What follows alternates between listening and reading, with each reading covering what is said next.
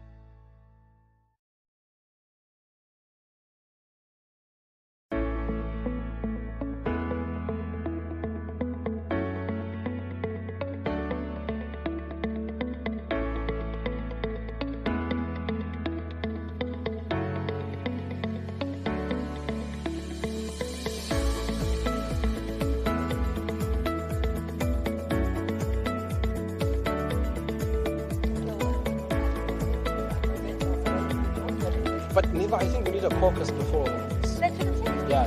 But all I'm saying is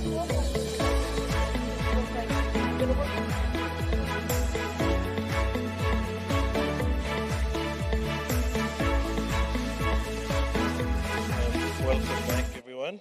We are going to start with our next plenary session. And I do know that it's quite difficult to settle down after having lunch, but can I ask that people settle down so we can start with our next plenary session? Thank you. sorry. Good afternoon, everyone, and welcome back after lunch. I hope the room fills up in due course. So welcome to this afternoon's panel discussion on the development as well as the importance of an integrated policy approach with respect to industrial policy, trade, and competition policies. My name is Rina Das Nair. I am the Acting Director at the Center for Competition Regulation and Economic Development and an Associate Professor in the School of Economics at the University of Johannesburg. So just to set the scene for today's lively discussion, which I can assure you it's going to be, we heard yesterday from the Honorable Deputy Minister of the DTIC, Mr. Zuko Godlimpi, in his keynote address about the role of competition policy in supporting industrial policy. If you recall, he outlined a number of ways in which this could be done. He highlighted that it could be through a focus on priority sectors that contribute to export-led growth. He talked a lot about reducing barriers to entry, and this is an important theme that the panel will continue discussing today. And he also talked about overcoming market access challenges, particularly for challenger firms or new entrants. We also heard in subsequent panels yesterday about some of the inherent tensions between industrial policy and competition policy that emerge. And that also feeds in quite well in some of the discussions we have today.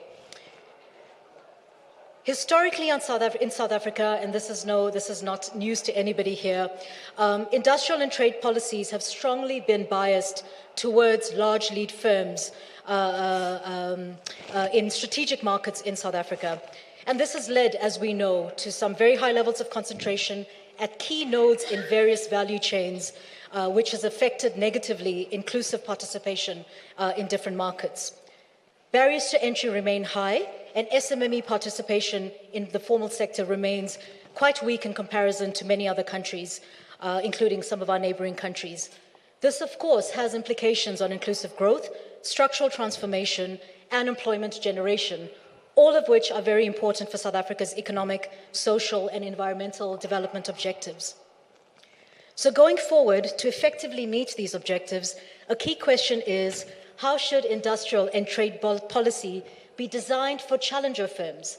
So it's no longer about supporting necessarily your national champions or your lead firms, but how can trade and industrial policy be designed for challenger firms and new entrants? And the arguments that arise when we have these discussions are around how industrial-led growth and trade policies and their implementation tools need to have competition principles embedded in them in order to support challenger firms and to lower barriers to entry. But what does this really look like in practice?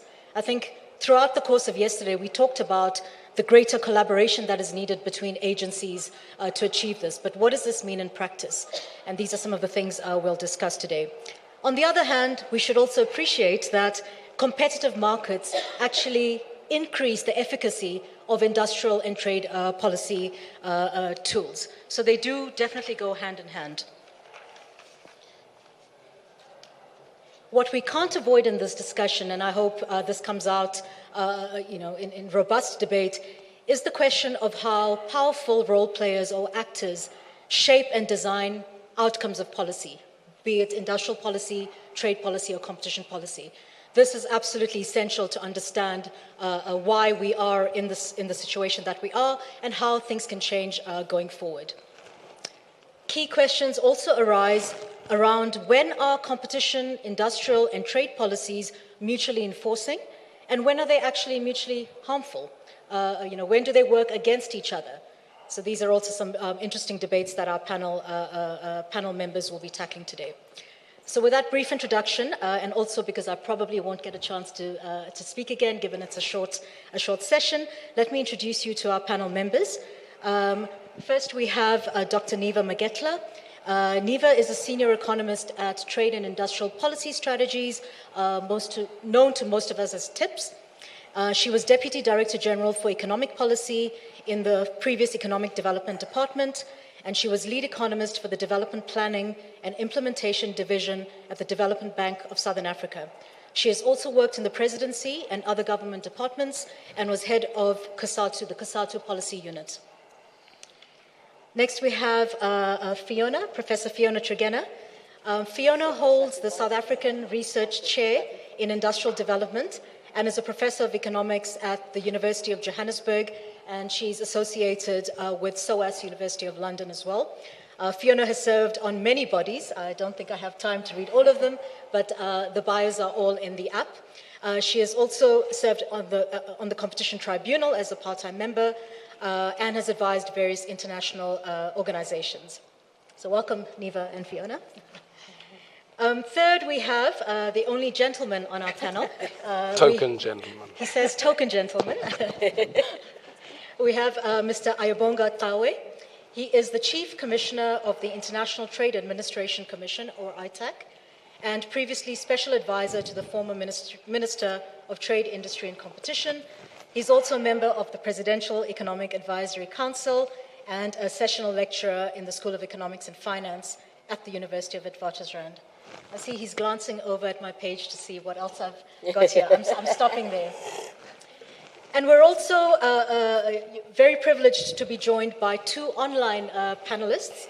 The first is Dr. Christina Kafara. Christina, is she online? Okay, let me just introduce her. Dr. Christina Caffarra is the co-founder of CEPR, Competition Research Policy Network, and an honorary professor in University College London.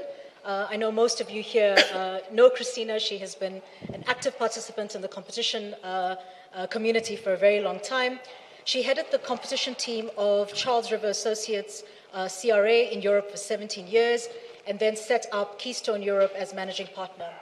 She has since transitioned from economic consulting into an independent role as commentator, but while she was a consultant, she's appeared as an expert witness in many high-profile competition cases. And last but certainly not least, we have Ms. Elizabeth Baltzan. Beth, if you don't mind me calling you Beth. Beth serves as Counselor for Trade and Investment Policy to the U.S. Trade Representative. Beth previously served as an attorney at USTR and has worked in the Office of International Affairs at the Public Company Accounting Oversight Board, including on investigating banking practices. She's also served as Democratic Trade Counsel for the House Ways and Means Committee. So that, ladies and gents, is our audience, our panel members for today, and I welcome all of you to today's discussion.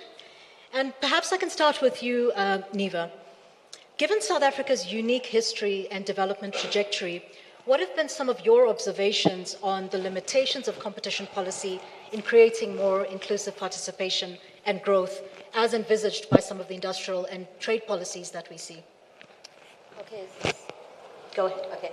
So I think that what's important is that we remember that competition policy arose in Europe and the US really to ensure that existing markets and industries ran competitively and fairly, not actually to restructure them fundamentally. No? So you had already developed economies, and the aim was to ensure that if people try and acquire too much market power or just do it through the nature of the economy, that can be broken up. And that means the systems were set up to deal with issues as they arise out of the activity of firms, not to proactively say, how do we change the structure of production and ownership? How do we change the spatial economy? And now more recently, how do we deal with the transition to a cleaner economy? And those are all the things industrial policy has to look at. So I would argue we tend to act like there are synergies, and there are, but they're fundamentally different ways of approaching economic policy. And I think it's particularly an issue for South Africa because we have such an extreme deformation of the economy as a result of our very peculiar history.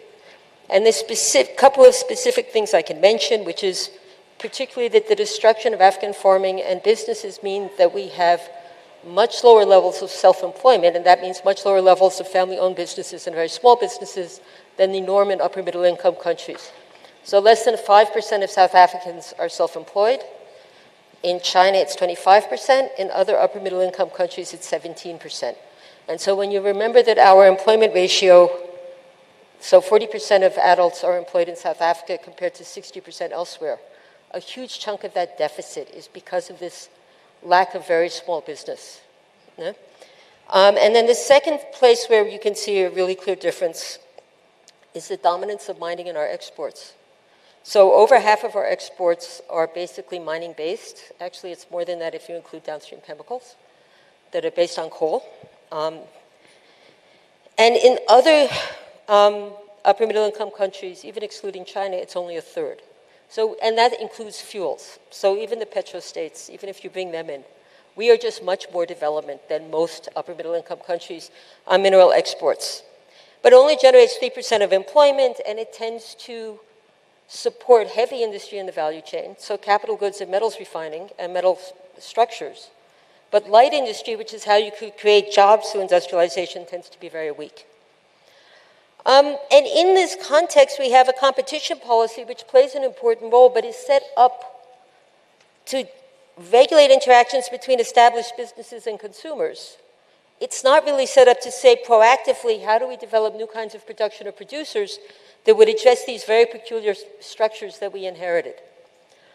And I would argue there's three main issues that arise from that. Firstly, they can't strategically decide what cases they want. The cases come to them. So if you want to say, okay, they've been trying to promote worker ownership, they can't say, well, where do we want worker ownership in the economy? They have to say, If you come to us and say you want a merger, we can make worker ownership a condition.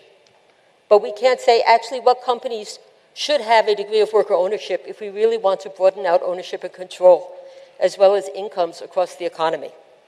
So it tends to be quite reactive in that sense.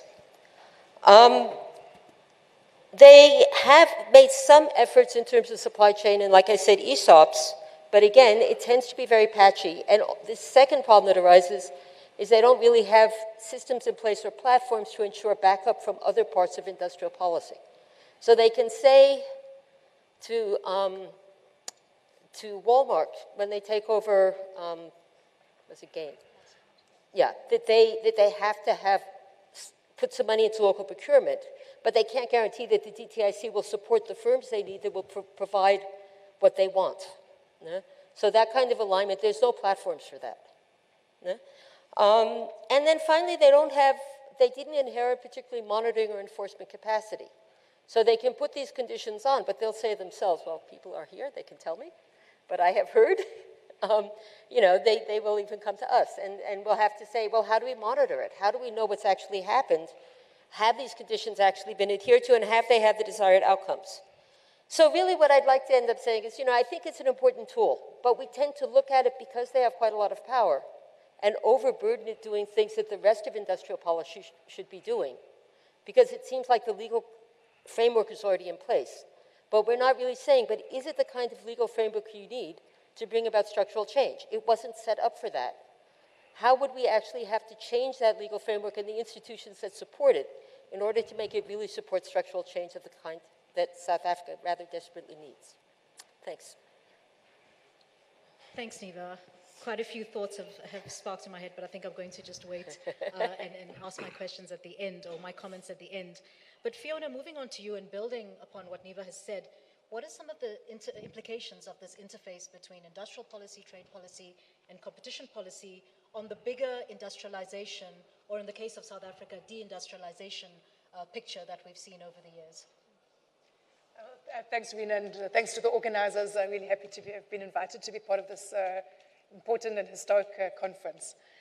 So I think in terms of industrial policy and the coordination and alignment between these different domains that you've mentioned, we've seen in recent years the resurgence, the reemergence, the growing emphasis on industrial policy globally, whereas as has often been said, at some time it was a dirty word, not acceptable in all national contexts. I think now it's increasingly recognized that all countries around the world use industrial policy. They don't always call it that, sector strategies, inflation reduction, and so on.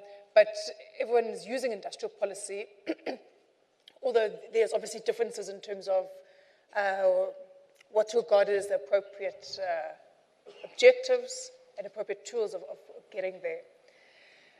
We talk a lot in South Africa about the need for policy alignment, and I think for good reason. And this is a case in point. The alignment between let's start with industrial policy. You could have the best industrial policy on paper. If you've got macroeconomic policy that's not well aligned and supportive, the industrial policy will not meet the desired outcomes. And it then becomes all too easy to blame the industrial policy. If we look at industrial policy, trade policy, competition policy, for me, I can't even really separate these out and say these are separate policy domains. I mean, it's parts of the same policy domain. Sometimes, yes, there might be different emphasis in terms of objectives, there can be trade-offs and so on, but unless these core domains work hand in hand, we won't get the desired effects. And if we think about policy coordination more broadly, there are so many domains of policy that relate directly to these. In addition to macro, as I've already mentioned, think about energy policy, infrastructure, STI policy, science, technology and innovation, labor market and skills development, and so on. And that's just to talk about horizontal policy coordination, as well as, of course, the vertical policy coordination between different spheres of government. So I think within industrial policy thinking and kind of the structural transformation agenda more broadly, there's always been this kind of micro-macro interface, which pertains in particular to competition policy.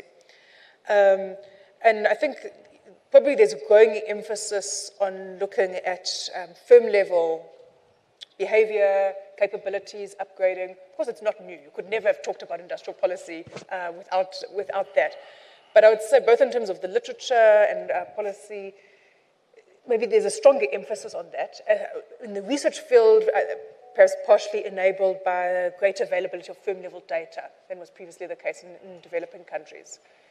So before that, the lack of data constrained some of that, whereas now, for almost all developing countries, there's some firm-level data.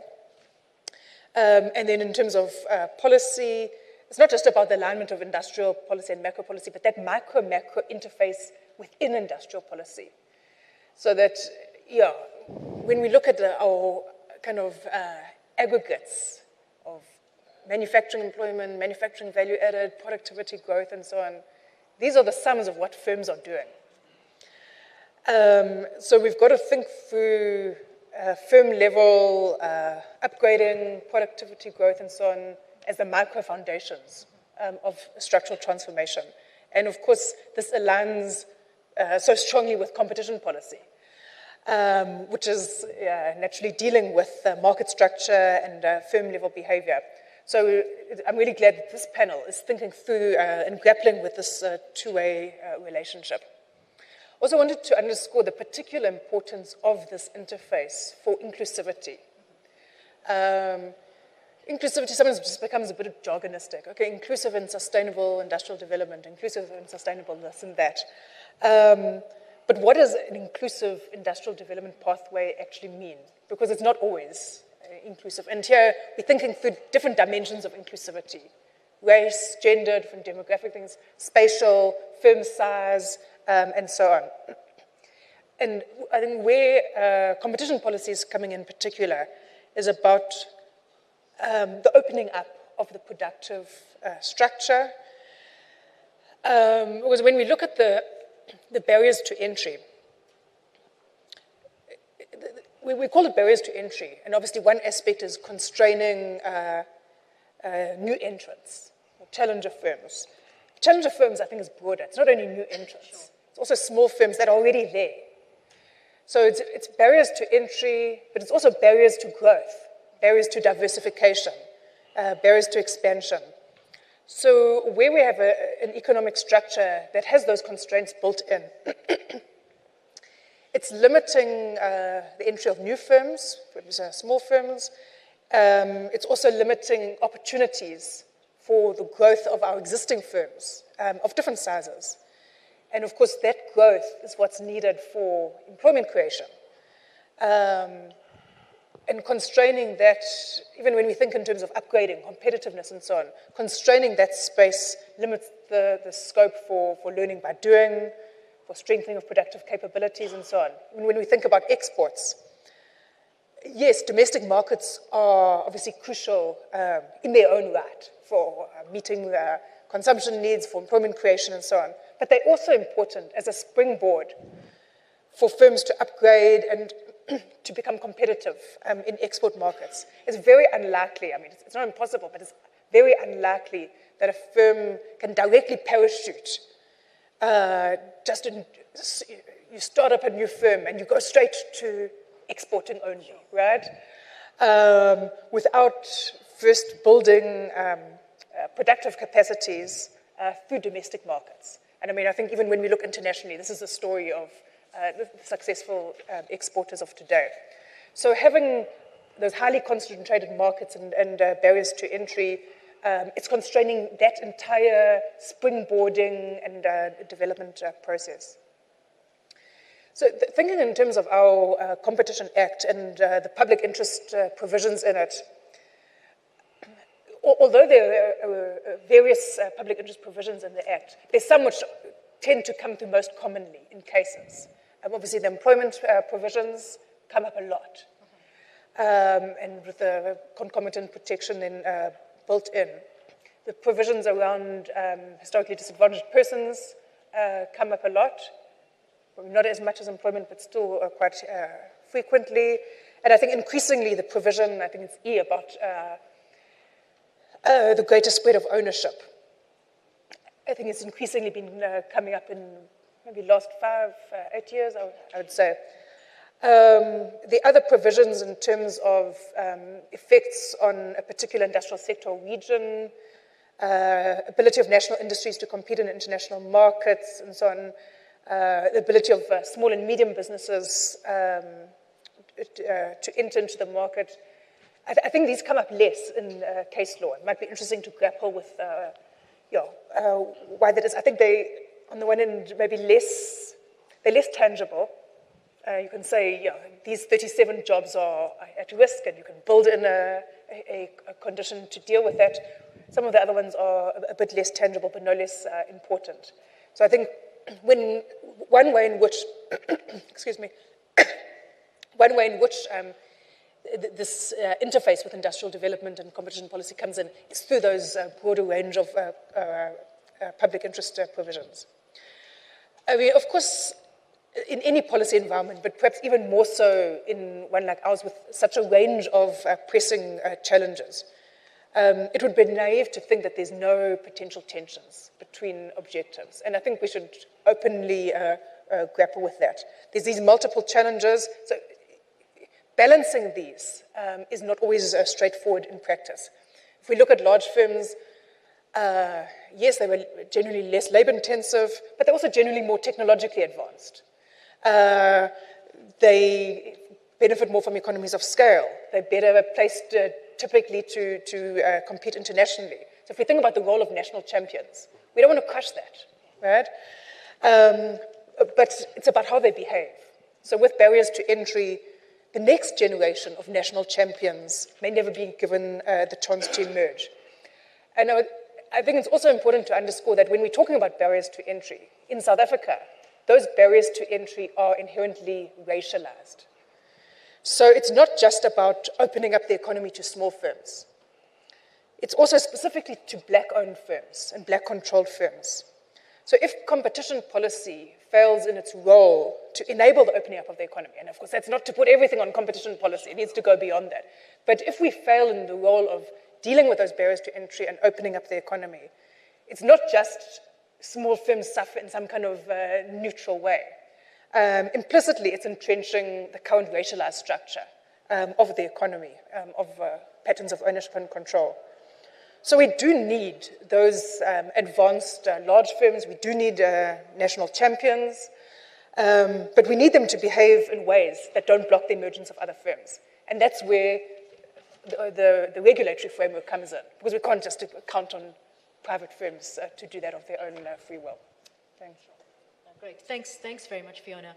I'm going to move right on to Aya to bring in the trade policy interface. We've heard a lot about the industrial policy interface and the kind of requirements there to create a kind of a fairer playing field for small entrants or challenger firms, while still having the national champions, but their behavior needs to be regulated in some way.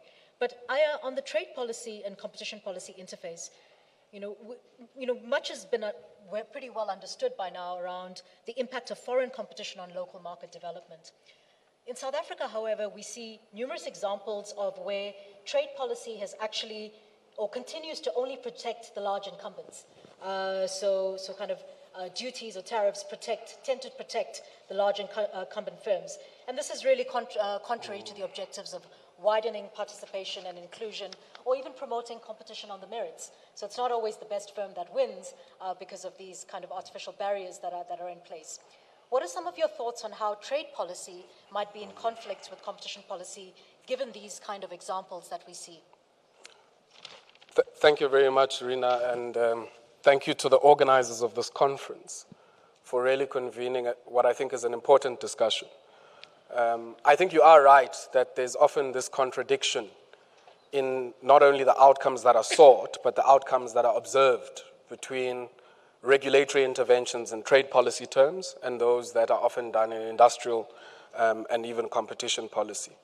I did have the fortune for a little while to work with some colleagues who I see in the room here, Mohammed, Brian, Musa, and a few others, on some of the public interest matters arising from Section 12A3 of the Competition Act that Fiona was speaking to. And I think what became immediately apparent to me as we started to deal, after I left the ministry to work on trade issues, was that there are also, at the level of theory and scholarship, deep distinctions about the locus of intervention. So if you look at an industrial and competition policy, the locus of intervention is often, sectors, sub-industry, value chains. Whereas in trade terms, both in trade defense measures and even in amendments of customs duties, you're looking at a product level, and sometimes even the minutiae of a product level. So you're looking at a tariff heading at an 8-digit level that is for a particular product in a particular sector that is facing either unfair price competition from foreign exporters and all manner of other challenges. And so I think that's the first kind of divergence, really, that the instruments themselves are not designed to deal with value chain relationships and power dynamics alongside or within the economic structure. That's the first one. But I think the second element to it, which is probably much more fundamental, kind of relates to the point that Niva and Fiona have been raising about the limits of proactive regulatory intervention. So in many instances in trade, we deal with what we are given. A firm comes and they apply, and we deal with a matter. But even in instances where we have the right to self-initiate a review, much like the market inquiries of the competition authorities, there kind of has to be some strategic underpin and policy underpin that informs that.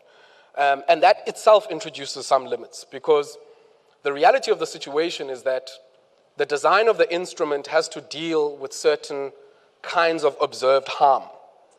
And the firms experiencing the injury, as we often say, tend to, in most cases, be very capital-intensive firms, dominant incumbent positions, they are lead firms, and so the factor mix, or what some might call the organic composition of capital in some of these sectors, is one that often is reliant on large capital investment, tend to be much more capital intensive than some of the SMMEs that we're talking about.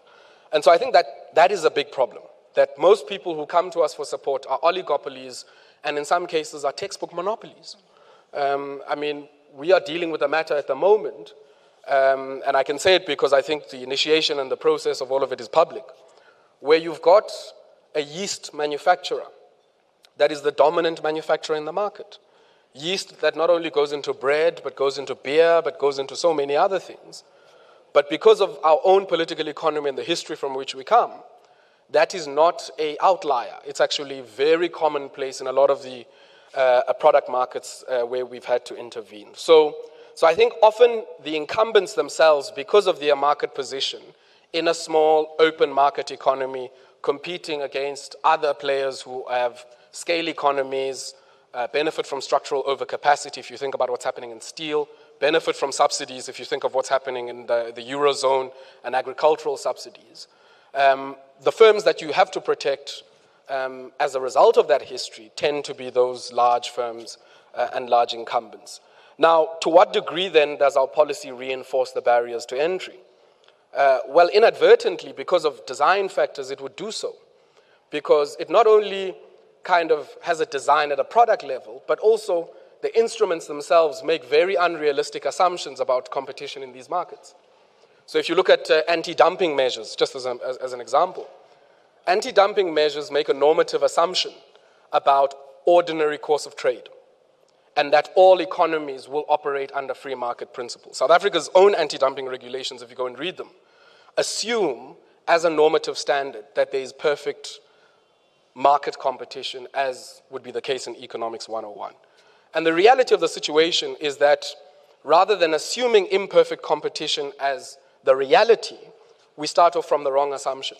And as a result, we end up chasing our tail and trying to put in place kind of constructed values, imposing particular market situation requirements to deal with a global subsidy race and structural overcapacity as we experience it. And so inadvertently, yes, that ends up blocking new entrants. But one of the things we are observing, Rina, is that you know, this is not opportunity for us to just kind of hang our heads in shame and just give up. There are opportunities we are observing, especially in labor-intensive forms of manufacturing, in the clothing, textile, footwear, and leather sector, and in furniture, for instance, where you do have a sizable proportion of firms that happen to be small firms. So if you look in the footwear and the apparel sector, you still have cut, make, trim players who are still critical to those supply chains. Same in furniture, you still have kind of relatively smaller players who might not take up a large share of the production, but still are in the market. And where we issue rebates, one of the things we are considering is to what degree do we use the block exemptions that the competition authorities have created for SMMEs to begin to incentivize economic organization among the smaller guys to access the incentive. Because you kind of have a bit of a coordination failure in that a small furniture upholsterer in Tembisa is unable to fill up a container to make use of a textile rebate alone. They can't do it alone. They do need others to come together if we are all kind of importing the same viscose, if I assume, to fill that container and therefore be able to change their terms of incorporation into that particular market in a way that kind of takes some of the share of the market away from the big incumbents. So we're exploring that certainly in some of our rebates in the clothing sector. And similarly now there's a matter we focused on in the furniture sector where we're saying all of the small players in this market are faced with a common challenge. They can't access the rebates that allow them to be more cost competitive in relation to imports coming in. And they can't do that because their order sizes are so small. And so in a way, that's an example of how something that sits in the domain of competition might enable in our own toolbox some meaningful change and incorporation of SMMEs. Maybe then just a last point, and it's linked to the earlier point I was making that our instruments assume perfect competition in ways that are not empirically grounded. And I mean, this is not unique to South Africa, but if you read the WTO agreements on anti-dumping, on countervailing instruments, which deal with subsidies, the assumption is that, you know, all of the instruments we talk about in industrial policy, be it from kind of direct on-budget funding to tax incentives, to input cost management, so like relatively cheaper electricity and so on, which is a big part of the Chinese solar story. If you think about how much electricity goes into making polysilicon, all of those things, if you read the countervailing agreement of the WTO and even the South African countervailing regulations, all of those things would effectively be countervailable interventions. So it's things that are frowned upon in the trade policy framework, and yet all of the countries within the WTO in some shape or form have these subsidies, be it for exports, be it for domestic production and all of those things. And I think part of the problem certainly in the interface between trade and competition and industrial policy and harmonizing it is to also confront some of these kind of sacred and holy cows as they relate to the edifice we've designed in the framework of the WTO, which makes one, empirically ungrounded assumptions about free competition, but in addition to that is also kind of earmarking particular forms of public support for industrial change and structural transformation, and earmarking those as things that are anathema to the type of trade environment that we want. And I think that that might be a good place for us to begin to think through how it is that we not only incorporate, as the kind of US legislation on countervailing is starting to do, environmental, labor, and other issues, but we begin to think about how market structure issues and unfavorable market structure outcomes can be incorporated in the day-to-day functioning of our trade instruments. Great, thanks so much, Aryan. Thank you for that example that also very neatly shows what an kind of better collaboration and the interface between trade policy and competition policy could be in the case of the block exemptions for the SMMEs. I think that illustrated the point very well. And now we've heard a little bit about the South African experience, and I'd like to turn to my two international panelists who have been waiting patiently online. And Christina, I'm going to start with you. What are the experiences of Europe and the US in terms of this integrated policy approach that we've been speaking about this afternoon to industrial development, trade, and competition? And how has this changed over time? And if there are any lessons, of course, that we can learn, we'd like to hear your views on that. Thanks.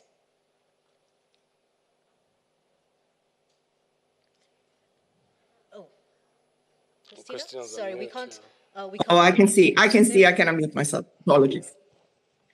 Can you hear me properly? Yes, we can. Go ahead. Okay.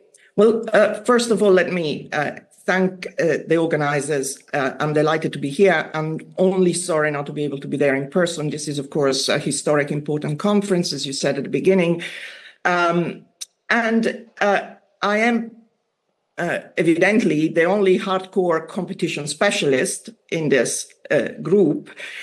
So I would like to really bring that perspective, but really in this conversation, what is already incredibly notable is that we are having a conversation between someone like me who comes from the hardcore competition world and the range of incredible intellectual and policy competencies that are in this panel. And this is, I think, a sign for how extraordinary the change in the conversation has been in the last few years. I remember coming to South Africa, as you say, I used to come quite often as a competition expert years ago, and the discussion at the time was about how different the South African approach was, with emphasis on public interest, for example, from the way in which we in Europe and the US were practicing antitrust. There's a much more focused, narrow endeavor. And I think one major change that has occurred in the US first and in Europe has really been this incredible pendulum swing in the last 5-6 years.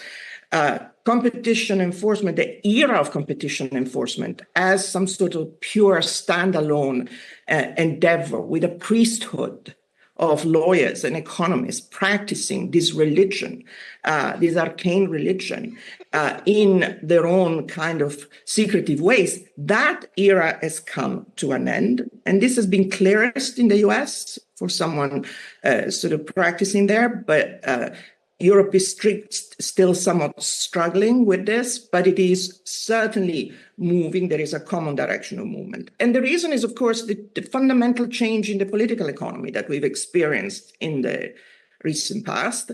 This notion that somehow competition policy needs to be, again, worshipping the altar of efficiency, the lodestar of efficiency, was inflicted upon us at a particular time as a particular policy view. We seem to think in competition policy circles that what we've been doing for the last 30 years has been pure, has been apolitical. In fact, as we know, it's been the product of a very clear political economy shift that was originated in the 80s under President Reagan with the complicity of Wall Street and the Chicago School. Everyone is familiar with the story, but it is important to remind ourselves that that is the origin of this. And this is what we've been preaching for the last 30, 40 years. So it is, when I'm confronted by people saying you want competition policy to become political, the answer is it is political. It has been political all of this time in the US and Europe. We just didn't really appreciate or really understand the consequences of this. And the consequences have been very clear. Increased concentration, increased inequality, workers left somehow by the wayside, incidental damage, as cannon fodder, pretty much. So the lodestar of efficiency has been exposed really for what it is. The whole of the Washington consensus, this idea of free trade trickle-down paradigm has been again exposed for what they are. They are a deliberate, highly political view of the world. And so we cared as competition economists about price and output. Is there a restriction of output? Are prices going up? Oh, yes, we also care about quality and innovation. But in reality, most of it was hung around the notion of efficiency. And much as in the famous expression, there's an app for that, you cannot come up with a form of conduct or a practice by a firm that I cannot come up with an exculpatory narrative for. It's very much the case that we competition economists and lawyers have been trained to come up with efficiency justification for almost anything under the sun. So this is really the practice of competition as we have pursued it for the last 20 years, certainly in my lifetime as a practitioner. The other change, so we have seen the pendulum swing, and part of that pendulum swing outside of competition, but related to it, has been the rethink that we have seen in the US around industrial policy and trade policy. I mean, Beth will talk about trade, but one would have been defenestrated in DC talking about industrial policy 5 years ago. And yet now one talks almost about very little else. So we've seen very significant initiatives in the US in green energy, in, of course, semiconductors, in initiative policies, funding that has gone to disadvantaged, disenfranchised areas. And of course, again, Beth will talk about the way in which Ambassador Tai and US Trade have transformed the conversation in trade, bringing out anti-monopoly as one of the original animating values of trade, which should be certainly redeveloped and rediscovered. So what we've seen in the US, remarkably, under the last, in the current administration, in the 5 years, has been a parallel shift in paradigm, in competition, industrial policy, and trade in ways that were not imaginable before. There's been a significant intellectual discussion around the end of neoliberalism and what comes to replace it. We don't have another paradigm, but certainly we are clear that neoliberalism is over. And so the implications for competition is that we have now a broader lens. We need to think about not just efficiency, but also somewhat fairness about workers, about SMEs. This is no longer an anathema. It used to be, but it isn't. It is very much the kind of policy which is being pursued by the current agencies, by Lina Khan, by Jonathan Kanter, by the agencies that are, the entire staff of this agency. This is the thinking. And there is a clear awareness that competition policy is a tool of economic policy. It's not, again, some arcane endeavor over here. It is a tool of competition policy. Indeed, it is about the ownership of assets. And competition policy is capable, in principle, of deciding about the allocation of assets. So if that isn't economic policy, I don't know what is. In Europe, we are behind. And I'm sorry to say, the neoclassical paradigm that I alluded to has persisted for longer, is still alive and well. There has not been an equivalent intellectual discussion of the implications of the end of neoliberalism. And this is something I lament consistently. We have had nothing like the intellectual academic discussion that has been so lively in the United States. So we've had a siloing of competencies. Competition is over here. Trade is over here. The two never shall meet. Industrial policy, we have a very hysterical discussion in competition circles about industrial policy, because in Europe there is still a vision that somehow competition and industrial policy are in conflict because industrial policy can only mean national champions. That is a fallacy that needs to be overcome, because industrial policy is not only about industrial champions. There will be some kind of crazy politicians in member states who want to pursue the national champion policy, but this is not what it should be about. IRA in the US has not been about national champion. Lina Khan has written op-eds, others have written articles explaining how industrial policy is not national champions. There is a distinction. You want to uplift a sector, help SMEs, help them with investments. So it isn't about powering up the big guy. So this hysterical discussion that in Europe has held back any form of interfacing between competition and industrial policy needs to come to an end. And it needs to do so because, and I'll conclude, we are in a very difficult spot. We have had reports issued recently, former Italian Prime Minister Letta, former Italian Prime Minister and head of the bank, ECB, Draghi, is issuing his report next week, but it is widely circulated already. And both of these reports are a damning analysis of this economic circumstances in Europe, a strong recommendation for a much more muscular industrial policy. And in that context, we need to, again, knit together industrial policy, trade, and competition, because competition has got to be one of the inspiring themes of this future that is ahead of us. You can bet that the next commission, the one that's starting now in Europe, the next mandate, will be very explicitly about industrial policy, because we have no choice in Europe. We have to power up entire sectors that are dragging, where we don't have even capabilities and competences at the moment. So that is an inevitability. And competition policy can choose to become irrelevant and play over there, do a couple of pathetic little enforcement cases on irrelevant little forms of conduct, or it can come out and play with the adults. I'll leave it there. Thank you, Christina. And apologies for interrupting a very, very interesting conversation that you were having, and I could see you were getting into it, and I had to cut you short. So sorry about that.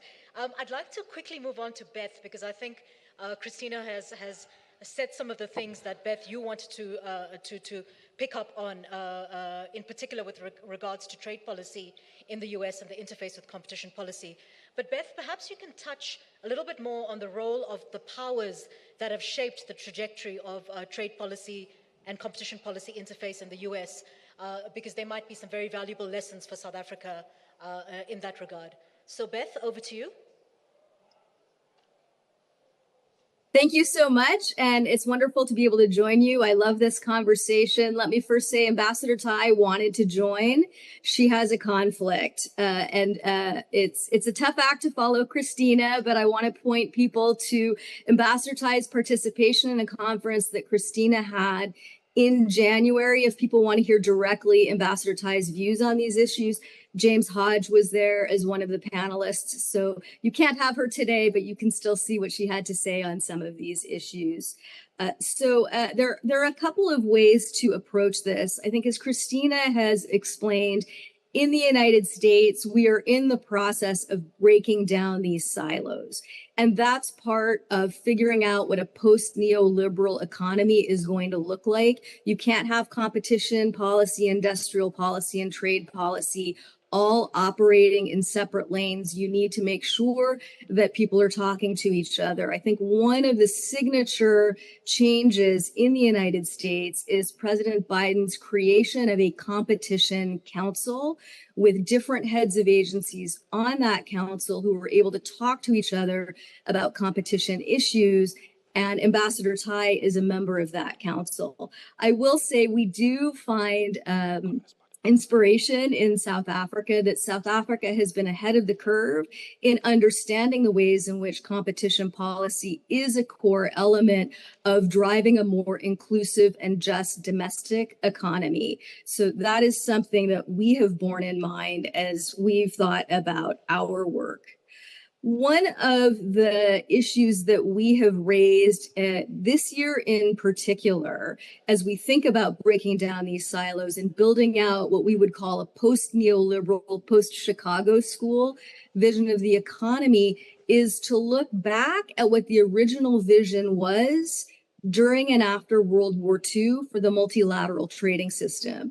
Here we see that they were very much aware that these should not be siloed conversations. I think it's also important to point out that developing economies had a very, very prominent role in those negotiations. So many of us are familiar with the General Agreement on Tariffs and Trade. That was principally tariff cuts in 1947. There was a charter, a code of economic ethics that was supposed to go along with the GATT. That was the International Trade Organization charter that was signed in 1948. It's worth reading that document. It's available on the WTO website to see how they talk about development policy, the need for industrialization. They had labor rules, and that was a request of Latin American countries who were worried that if you didn't have protections for workers, you were going to get a race to the bottom and that they would be disadvantaged.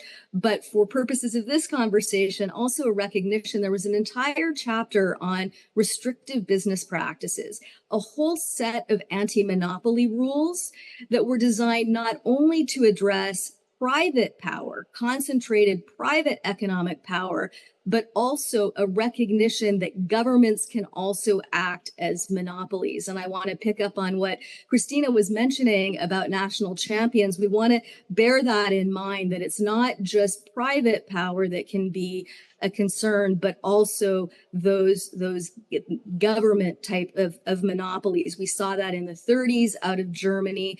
The architects of those rules were also concerned about the Soviet model going forward.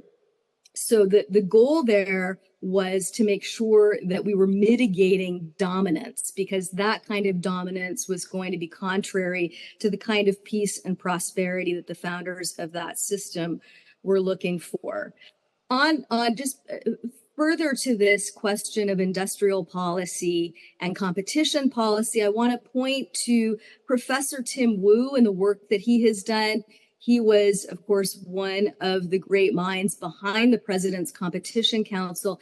He's been quite clear in his writings that competition policy in the United States is industrial policy, and that in the 70s, for example, when we started to break up some of the big companies, that was a spur for innovation. That was good for small and medium-sized enterprises.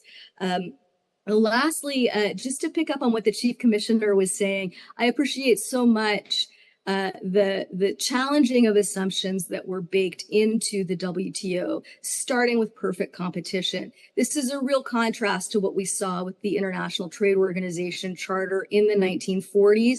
They had a much more pragmatic and realistic assumption about how the economy worked. This concept of perfect competition is deeply problematic because it assumes that anything you do to try to address unfair competition is somehow distortive of an otherwise perfect market. And that is a real issue that we need to deal with in trade policy, because people do come to trade policy with the assumption that we have perfect competition in the global marketplace.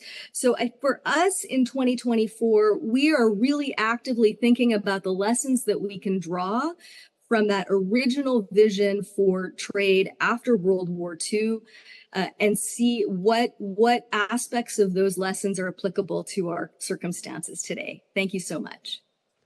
Thanks very much, Beth. And thank you to all the panelists. I think we can go straight to the audience. We don't have much time.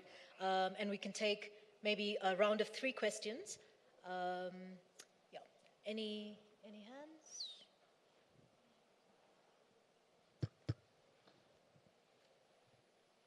It's after lunch. It's after lunch, clearly. Yeah. La full. There's a hand at the back there. Thank you. If you could also just say who you're directing your question to.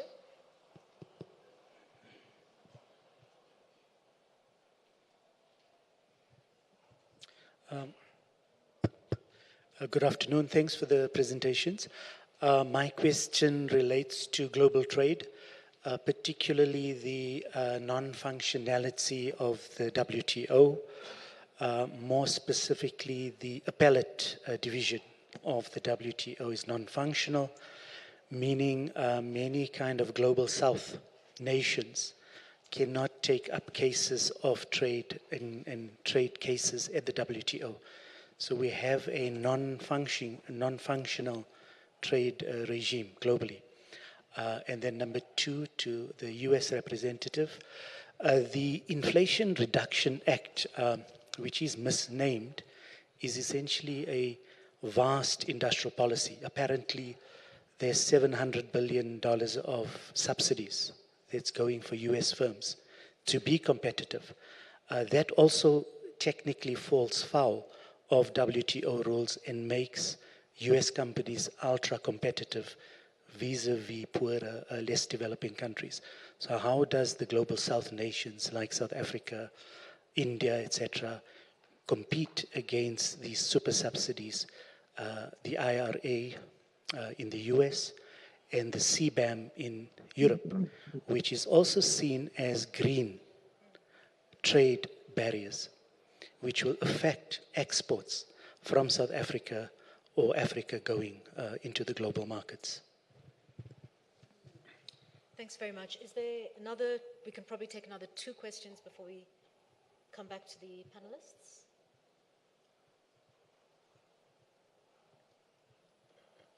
No? Okay. While the audience thinks of questions, I think we can turn to the panelists to answer. I think Aya and Beth. No, I think it's a fascinating question. I didn't get the brother's name. Sorry, if you could just introduce yourself as well. Thank you. My name is Ashraf from IGD UNISA. Okay. No, thank you very much, Ashraf, for that question, because I think it's also a very timely question. And maybe two things I'd like to say on that. I think the logjam of the appellate division of the WTO was a political decision by particular interests in the global distribution of power who have a vested interest in continuing with the uneven and unequal exchange dynamics between the developed world and the underdeveloped world. What do I mean by this? If you look at this practice that has emerged of appealing into a void, so I have an issue with Ashraf's country. I am country A. Ashraf has levied anti-dumping duties against my lemon juice exports to his country, ostensibly on a scientific basis, but that has nothing to do with science. I really have no recourse at the moment aside from appealing into a void because the appellate division is not properly constituted to deal with that matter. So effectively, the multilateral order that has been developed post-1945, as Beth was saying, is in a space of crisis. Now, people don't like it when I say this, and I should not maybe say this in front of Deputy Minister Kotlimbi, but I'm going to say it, that I also think there are opportunities arising from that logjam for developing countries, insofar as exploring the policy space to do some of the things that we are being encouraged not to do in pursuit of free competition. So my experience is that South Africa is probably sometimes more pious than the Pope when it comes to compliance to the strictures of the WTO. And yet, when many of our own citrus exports can't go into the EU, many of those countries that put up those barriers feel that they are justified to do so. Even your point around CBAM. CBAM is not only green protectionism, but it's green protectionism as part of another framework of green imperialism, where certain raw materials are being extracted from the developing world in order to bolster the kind of emission ambitions of many countries in the developed world who are dabbling in double speak that certainly, I guess, could give a lot of us cause for discomfort. So I do think there are many of those things. I mean, you could even take the price support that the Indian government gives to farmers.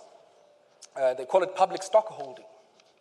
There was a big fight a decade ago at the Bali conference of the WTO to allow India and many other countries who have these measures, and these are simple measures aimed at accepting that there's price volatility for staples globally, and that all manner of price formation mechanisms, including financial derivatives markets, end up creating an outcome where the prices of things people need to survive are influenced by dynamics beyond their control. And the Indian government subsequently then said, we're going to intervene in at least ensuring that there's a minimum price for particular products that small-scale farmers are producing. It's still a big fight within the WTO that the Indian government is doing that. And it's certainly some of the views that we have that South Africa, with the challenges that it has, and the decimation of an agrarian layer in our society and closing of prospects for self-employment that Nevo was talking about, those are some of the things that we should be thinking about here in South Africa as well. But at the moment, because we, I guess, have an ambition, Ashraf, of being more pious than the Pope in relation to the WTO, we are a bit reluctant on that. So I'll pause there because I might end up saying many other things that might not make any people happy. Thanks, Aya. I think just on this question around trade, I don't know, Beth, if you'd like to step in for a minute. We are running out of time, so yeah, if you have any thoughts on the trade issues that have been raised. Thank you. Yes, I'll attempt to be brief. I think this is going to get in the vein of continuing to challenge assumptions. So on dispute settlement and the post-45 world, we should remember that the GATT dispute settlement system was different than what's under the WTO, and there was no appellate body. And that it wasn't perfect, but it held up until 1995. I used to be a WTO litigator, so I have firsthand experience. I think it's really important to understand that one of I understand why this is viewed as a North-South issue, and I'm sympathetic to those concerns. Ambassador Tai has said one of the things that broke the system was actually the major litigation between the US and the EU, and that the system wasn't designed to actually handle that kind of litigation. And in my experience as a litigator there, it started turning into American-style litigation at the WTO. So I think we should be a little bit careful before we assume that this is an effort by countries like the United States to disadvantage less developed economies. I also want to make sure we understand, I do think the conversation about dispute settlement tends to swallow the entire conversation about the WTO. There is still a negotiating function. There's still a convening function. The opportunity for ministers to meet. I went to Abu Dhabi in February. Please don't underestimate the value. I believe some of the best conversations we had in Abu Dhabi were bilateral meetings with countries from Africa, for example. And it is through the WTO that Ambassador Tai has developed such a close working relationship with South Africa on trade. I also want to flag, we are participating in discussions at the WTO. We're pursuing interest-based discussions when it comes to dispute settlement reform, where instead of countries showing up with pieces of paper and negotiating positions, they talk about what they want out of the system. And that gives some of the smaller countries the opportunity to talk about what they want out of the system. How can they participate in a system? WTO litigation is very expensive and time consuming.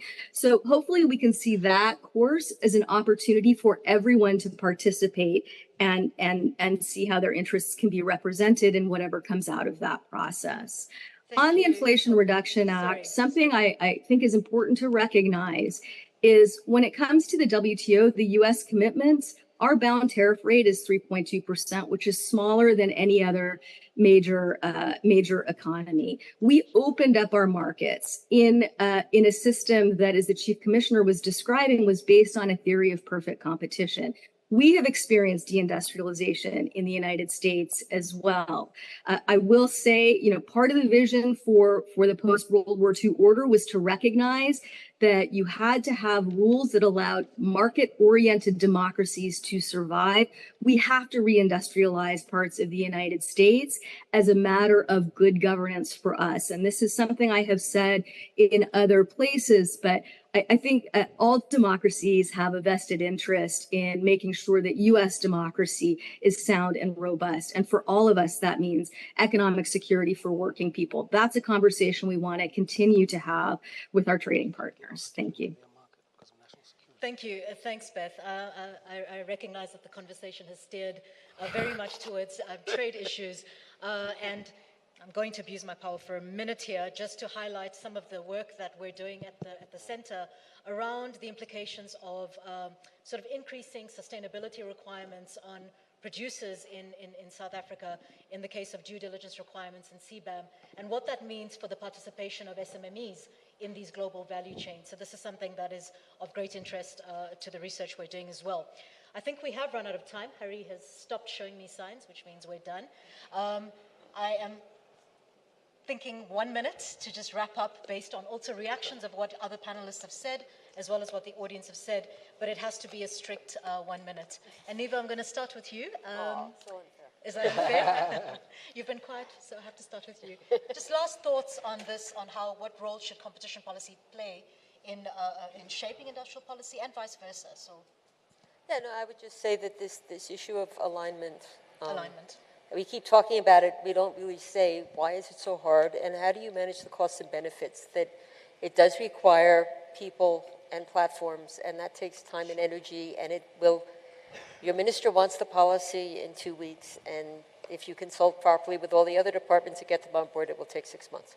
But having said that, I think that the issue of, I think it's not just about champions and whether industrial policy is inherently in a small economy. How do you get to economies of scale? It's even more about how do you think about structural change, and what are the agencies that can bring about structural change, and what are the agencies that can support them, as opposed to expecting those agencies to lead, where they don't really have the competencies or the mandates. Thank you. Thanks, Neva. Fiona? No, thanks. I mean, I think when we look at the competition institutions, they've done a great job in terms of the cases that come to them. mergers, prohibited practices, and so on. And yes, there's the market inquiries, which is to some extent a proactive tool.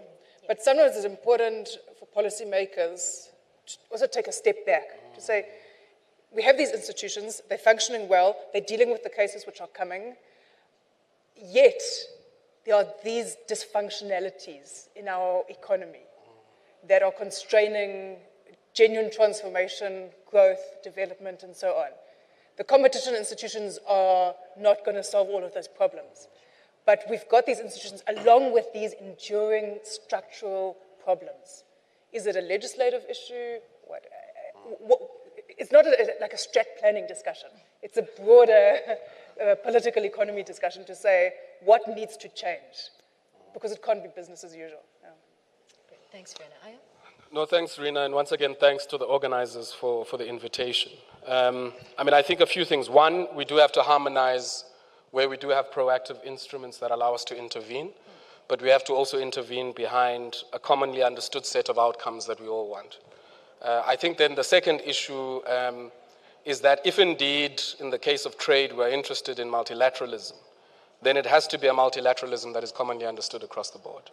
It cannot be a multilateralism where all manner of other things, environmental, national security, labor, and other elements, are used as restrictions and barriers to the structural change that Niva was talking about. So it does require a more meaningful discussion, but also unlocking and having a more difficult discussion about our underlying assumptions that we bring to the debate. Thank you, Aya. Christina? Well, simply, I think that we in the competition world, we need to drop our prejudice and our conceit around the way in which we think of ourselves and the practice that we are pursuing, and start seeing ways in which we can usefully be infusing values of competition into these other fields of economic policy. This is something that it's on us. To use an expression that was famous in my conference, we are not a side dish, and we shouldn't see ourselves as a side dish when thinking about industrial policy and trade policy. We need to be in the ring. Thank you. Thank you, Christina. Beth? Side dish. Side chick. Christina's conference was called The Next World Order, and that is something for us to think about. What is the future of multilateralism? What is the future of international economic policy? We have the opportunity to build that out, and I think it's important to seize that opportunity. We want an economy grounded in fair competition and inclusive growth. And that means inclusive growth within the United States, but also across borders. That, for us, would be a great conversation to have as to how we make that happen. Thank you, Beth. Thank you very much to our panelists. Can we please give them a round of applause? Thanks to Rina. And thank you for the indulgence. We've run a little bit over time. Thanks, everyone. Thanks to you. Sure. Thanks, Rina. I am reminded of the African proverb that says, one finger cannot lift a pebble. And I'm just reminded how every time we speak of collaboration, right? This is not a new debate. I remember when I joined the commission a couple of years ago, one of the interview questions that I was asked by Rina herself was, what is the interface between industrial policy and trade policy?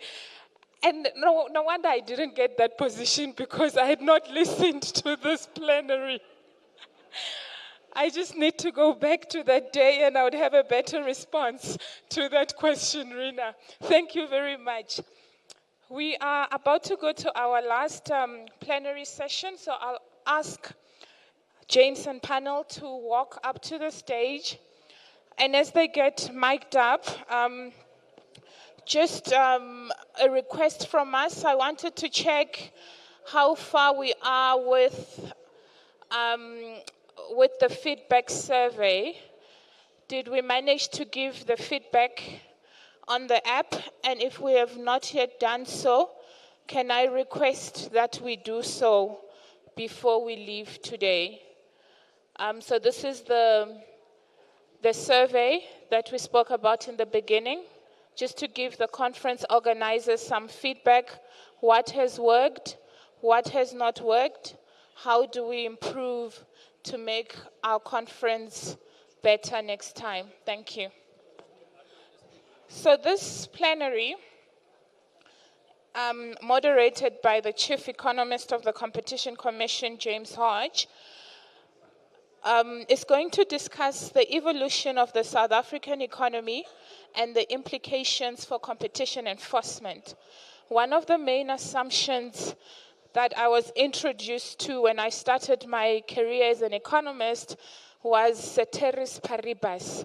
I remember I didn't even know how to say this word or words when I started. Nothing remains the same as even though we say so in economics. So James and the panel are going to discuss, as the economy evolves, how does competition enforcement do the same? Thank you. Thank you, Kelly. And we have saved the best for last, of course. We have a fantastic panel I'll introduce in a moment. As Kelly indicated, and maybe to pick up from the Commissioner's opening speech, we've had a lot of success looking back, but looking forward, we face an incredibly challenging time.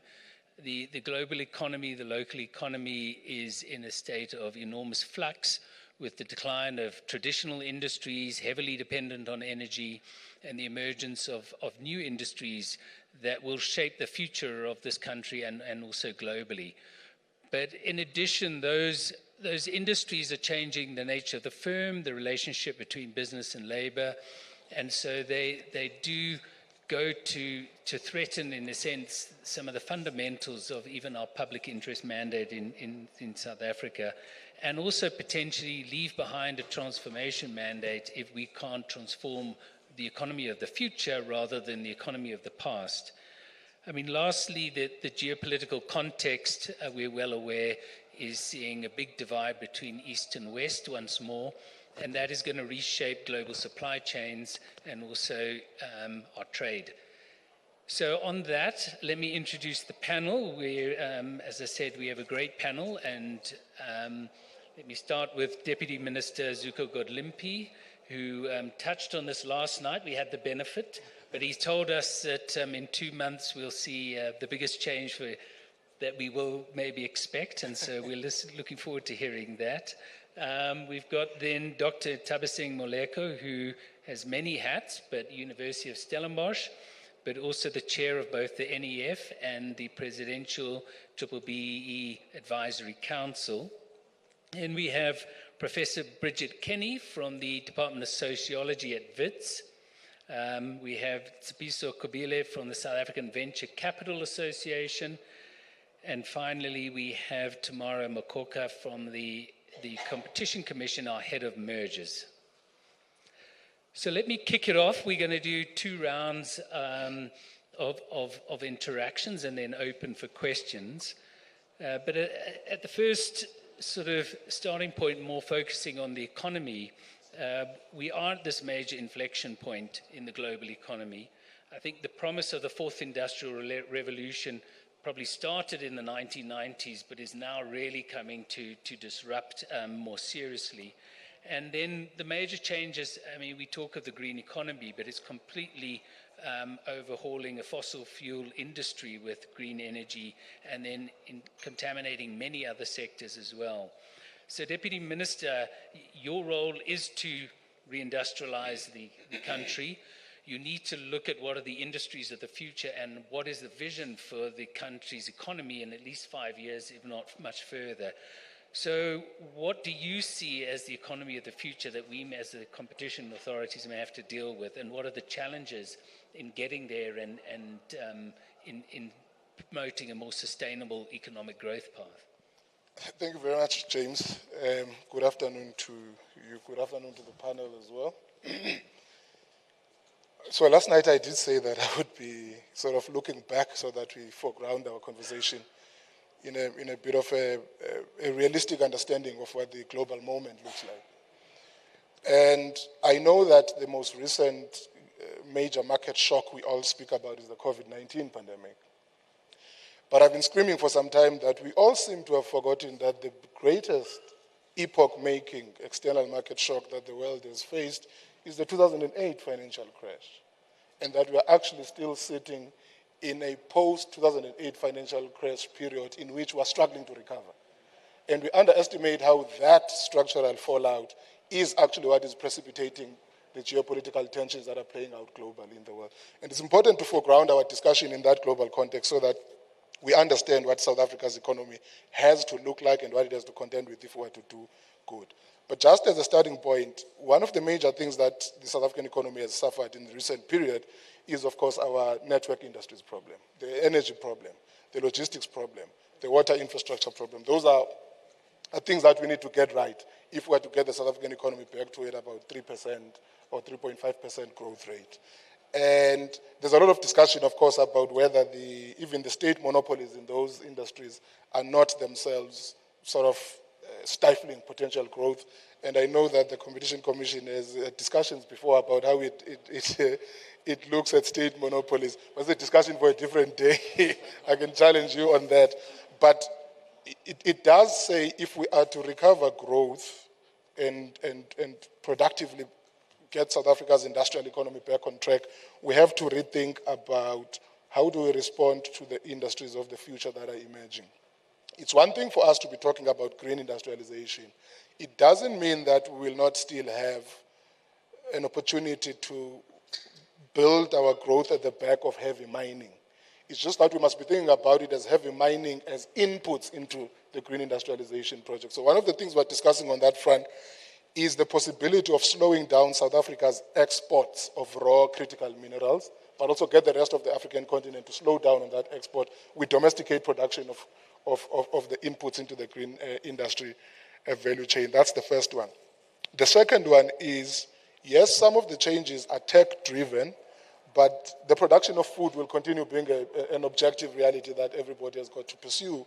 The key issue is about how do we transform South Africa's agricultural sector to embrace new technologies, but in a manner that doesn't alienate the historically excluded from engaging in productive enterprise on that front. So the deployment of technology, it depends on us how we politically include the other people into that scope so that output is inclusive as well. One of the major issues that South Africa has got to get right, and which is also an opportunity for us to industrialize better, is the whole thing of transitioning the bulk of our goods transportation from road to rail. If we get that right, we have huge amounts of rail network that we can lay down, which can help us to improve the employment potential of the economy, the growth potential. And to the point that I was teasing you about, the delivery of that rail infrastructure need not be exclusively by Transnet. We have to have a much more competitive environment of how that rail infrastructure is put down on the line. The same in the energy sector. So what we've done with the unbundling of Eskom and the introduction of private investment in the generation side of the grid could be realized as well on the rail side of the equation. And I'm trying to cover here agriculture, tech-related industries, and private infrastructure initiatives as well. And that could very much require the intervention of competition authorities to try and help us into that. Now, for global market dynamics, the COVID experience also taught us something. One of the issues that the president has been bemoaning since that experience was the crisis of precarity that Africa found itself in from the pharmaceuticals front when we needed multiple doses of vaccines. I mean, Canada hoarded something close to 10 times what they needed, and they were not distributing. That was a problem, but it has also invited us to think very seriously about how we grow our competitiveness in the pharmaceutical sector as well. I know that in South Africa now we have one major national champion in the pharmaceutical sector, but we need more people into that space. And that is another space where competition interventions might have to come in. So it's a whole range of sectors of the economy in which we have to get into. I had a meeting with some asset managers 2 days ago. We're asking the same question about infrastructure investment and how we think we should go about that. And I did say that the national fiscus, yes, is going to carry the bulk of the investment in public infrastructure, but we will need to mobilize private sector investment. The key issue is about how do we design an incentive framework that enables private sector investment at that level, but without undermining the capacity of public policy to still drive the logistics network and the entire infrastructure thing.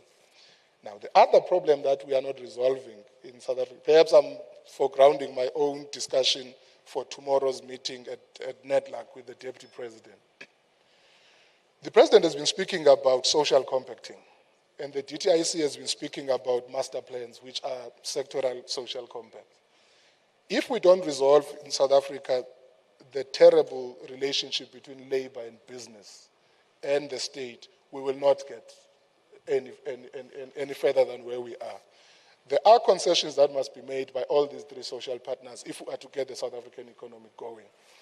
Of course, this is not necessarily related to competition policy, but there is a relationship that must be negotiated so that the preparedness of different social partners to admit certain technologies into the productive economy must be something that is commonly negotiated. But also business must be prepared to accept that labor will have particular demands about job security that they will want to negotiate as part of the pact of reindustrializing the economy. So I think in summary, the point that I am making is that South Africa's competition enforcement may need to be more dynamic, as I said yesterday, because the frontiers of industrial development and investment are changing. With the advances in artificial intelligence as part of the fourth industrial revolution, the very nature of what a corporate entity is, of what the labor and marketplace looks like, are radically changing. And competition policy has got to try find a way to follow through, or maybe not to catch up, but to develop in tandem with these changes so that we are not shocked over time. And the world is going to keep on changing. It's going to keep on changing every now and again. And some of the assumptions we're operating on the basis of are going to be undermined by developments. For instance, now the opportunity we're sitting on as a consequence of the 2008 financial crash is the recognition by all countries of the world, including the West, that industrial policy has a role to play in recalibrating economic growth, both within national economies and internationally. But the crisis arises when two competing global powers are trying to dictate the terms of industrial policy for the rest of the world. That is where we are going to have to find a niche for ourselves and negotiate how best we maximize that opening up whilst pushing back against the risks that are associated with that. Thank you. Thank you, Deputy Minister. I think, it is incredible to put together that vision in the short time that you've been in the job. But it certainly helps us. But as you point out, and I think it was raised in the previous panel by Professor Trigena, we have to, as a competition authority, be proactive and stop just being reactive. There will be reactive stuff that we must do, but we have to start being proactive and looking at the economy of the future. Otherwise, we'll find, as we all have, that economy has passed us by. I'm going to move to Tshepiso and the venture capital industry. If we look at the industries of the future, one area we can see where the demand lies is where the venture capital money is moving in the tech industry. And South Africa is one of the big venture capital centers on the continent. It is, of course, small by global standards. But maybe if you could just give us an understanding of where is that venture capital going, what sort of technologies, and so what is likely to be the technological future in South Africa over the next sort of 5 years or so?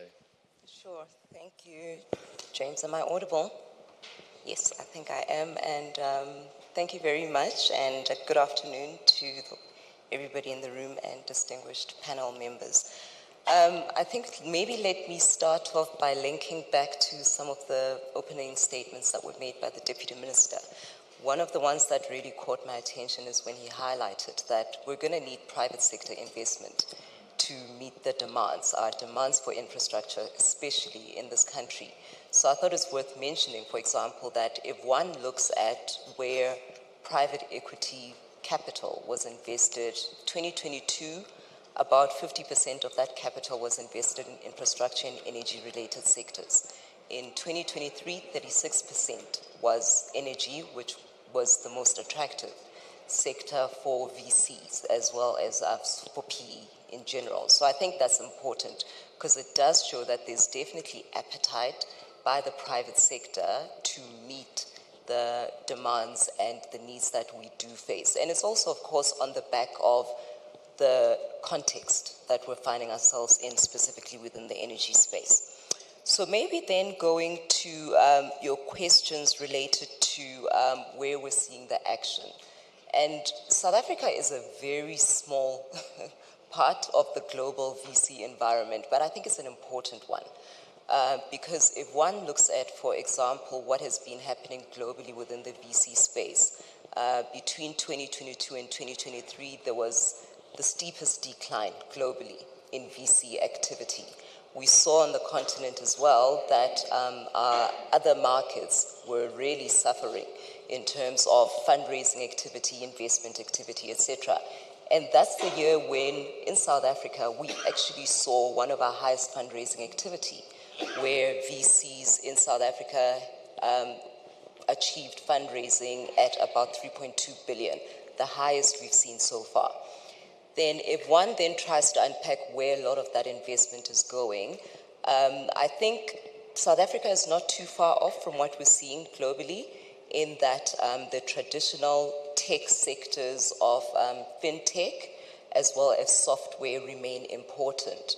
However, in the rest of the globally, we've seen other sectors start to materialize to complement those traditional sectors. So, for example, globally, we're starting to see clean tech come through. We're starting to see e-commerce as well as biotech starting to emerge as quite attractive subsectors. In South Africa, though, VC investment is still concentrated in fintech and software, in essence. So ICT has, of course, remained consistently an important sector for our VCs over a number of years, and we expect that trend to continue. But I think it is important to also mention that outside of ICT, we do see, for example, business products and services also playing an important role. Consumer products and services are also quite an attractive subsector for VC. And biotech as well, or health, is also important. And I think this is a function of legacy investments that were made by the likes of the IDC in the medical devices sector, as well as the DSI in terms of the funds that it launched some years back. So yes, that's really where we're seeing the action at the moment, yeah. Thank you. And I know South Africa's coined the phrase at the WTO, digital industrialization. And that is one of the areas in terms of looking at how our trade policy stance, and I hope Ayabonga is still in the room, impacts on our digital industrialization strategy, because obviously there are globally powerful firms in those areas that can also come, and we need to develop our own capabilities. Moving to you, Bridget, the Deputy Minister has sort of forwarded this point, but this idea about not only that there needs to be, I suppose, a compact between business and labor, but also how does the technology be incorporated to also bring along workers as well. And I think we have seen in the transition to the platform economy this whole change in the nature of the firm. We now don't talk about employees, but we talk about supplier partners all of a sudden. And there is a change in the relationship to labor. So I just wanted to get your perspective as a sociologist, how this is playing out, and how, to what the Deputy Minister said, how are we going to bring these two parties together? Yeah, that's a very good question. I think that we know that the platform economy, so a platform, you know what a platform is, of course, everybody uses Uber and Take-A-Lot and whatever. It sees itself not as an employer, right? It sees itself as the infrastructure to provide a marketplace to sellers and buyers to come together, right? But in effect, in the context of many platforms, those who are providing the services look like employees, right? Although they are designated independent contractors. If you think of, so there's different kinds of platforms. If you just take the Ubers and the Sweeps House and the Mr. Delivery, those workers who provide those services access the marketplace through an app. The app designates, of course, the app will tell those who are buying their services what is the record, what is the sort of status of that worker on the app. That is managed by algorithmic management, right? So that worker who is now outside of the context of an employment relationship and outside of the parameters of a firm, right? So if we think about competition law, where the firm is a unit of, almost the unit, right? Coordination is enabled and allowed within a firm, and outside the firm, that's where we have the issue of competition. Now you have workers outside the boundary of the firm, and yet the conditions under which they're working are very much determined by that app. If they do not answer a call, if they do not answer something that comes up for them, a job, a task, they can be lowered in the algorithmic management for future jobs, right? They are constantly having the app on, right? So working hours suddenly blurs to all times in the day. If you are thinking about business process services, so now not the location-specific platforms, but the ones that are dislocated and workers go on to Amazon Turk, or they go on to Upwork, or and they do very bit-sized pieces of labor for a wider job, right? You have what has been called digital taylorism, right? So you have the typical tailorist job, which has been fragmented, now dispersed around the world. So that job is very often, you get paid cents. Amazon Turk workers in Kenya who take up those jobs do not get paid in money. They get paid in kind. They get paid in vouchers to spend on Amazon, right? So you have working time, which is blurred. You have wages, which are insecure. You have workers outside of an employment relation and outside of social protection. Those are all the determinants of what a decent job is meant to be, right? The protections under those. You don't have any of those now, I think. So the platform does, in fact, change the nature of the employment relation and very much increases the insecurity of workers, even as it may produce jobs. And in a context like South Africa, we need jobs. So workers, as we know, if anybody's taken an Uber driver, I'm sure all of you have asked the Uber driver, so why are you driving for Uber? How long have you been? And they'll say, there's no jobs. I'm doing this to provide for my family, right? So that is the context. In a context where our unemployment is so high, jobs are necessary. But a sort of question that sociologists are concerned with is not just the number of jobs, but the quality of those jobs and what it means for the reproduction of both this workforce and the next generation of workers. Thank you, Bridget. And now turning to Thabising, I'm going to take your two hats in the transformation agenda, NEF and the BE Council. I think we heard from Tshepiso that private capital is willing to move into where there is demand. That demand has been on private infrastructure. I see that's around sort of broadband, renewable energy. It's also been in the tech industry. But a question, I suppose, is if these are the industries of the future, how transformed are they? And given that apartheid has left the majority without the capital accumulation, are the majority going to be benefiting from the growth? Or are we going to be stuck in a world where the declining industries, the sunset industries, become transformed, and our vision for a transformed economy is defeated as we grow into a new world? Thank you. A difficult question. I'm not sure if my mic is on. I get the hard question.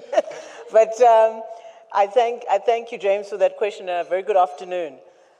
I think, let me start here and say, when I think about this question about will black people effectively be part of the new industries? Will we see a different set of people owning these industries? And if I look historically, as I ponder, the one thing that I come to is that it was a political decision that brought Europe into Africa to make use of its resources in 1884. If you look back as well, it was a political decision that took the British to make use of our diamonds, our gold, and to build the industries that we see that form part of the mineral energy complex. It was also a political decision that the Afrikaners took later on to ensure they established apartheid to benefit themselves away from the British, but to leave us landless as Africans and to subjugate us under apartheid and incorporate themselves into the economy. It was also a political decision that was taken in 1994 in the form of the Rainbow Nation, where BEE was an option. So you'll note in all these other political decisions, there were no options. It was mandatory, or you were out. It was not enforced to the extent that the structural inequalities of all these political decisions that had been taken historically then led to a reversal of those shortcomings, those structural inequalities, and those market failures, which we are feeling the result of even now. What will it take for those who are excluded to be included is nothing else but a political decision. It is a political decision that will require the African people to be actively participate in the active entrepreneurship in all the subsectors, including Sunset and the new industries that we are talking about. I think as the Advisory Council, what we have done is to put together a report that says we are in full aware and full acknowledgement of the structural failures of the economy. What we agree, both as the NEF and also as the Advisory Council on BE, is that the free market economy is not going to sufficiently respond to the market failures and the inequalities that are persisting and that haven't been responded to in the last 30 years that we have seen. Therefore, what we have said is that from a legislative perspective, considerations need to be made, and I'm happy that the DM is here because he chairs some very important committees in very important places, which I won't mention. But there must be political decision where the amendments of the BBBE Act enforce, and I want to underline transformation, not make it a compliance issue or a wish list issue. This is what the BEE Advisory Council is saying across all economic sectors. We are saying that the procurement bill must be finalized in terms of set-asides and the issue of the 80-20 versus the 90-20 principle for pricing yield benefit to our people in the proposed procurement. We are saying that the set-asides should be structurally used, particularly with the public procurement bill and purse. Even in these new industries, communications is a case in point. The department, the spectrum, and other subsets where you can actually transform very decisively and deliberately. But I can tell you it's not going to happen without legislative enforcement and fines for non-compliance and fines for fronting. I think we've reached a point in this country where we are at a precipice of a crisis because we're sitting here, we are all probably going home to homes, having something to eat. We're overfed here. You're probably eating 4 times. There are people that have nothing to eat. There are people with no homes to go back to. They have no jobs. And yet, we're not seeing a very deliberate thrust to change the fundamental flaws that we're seeing. What the NEF has been saying in all these platforms that we get the opportunity to engage is to say, let's collaborate and bring together all the different funds. Let's stop having one fund here, another fund there. Let's synergize these funds.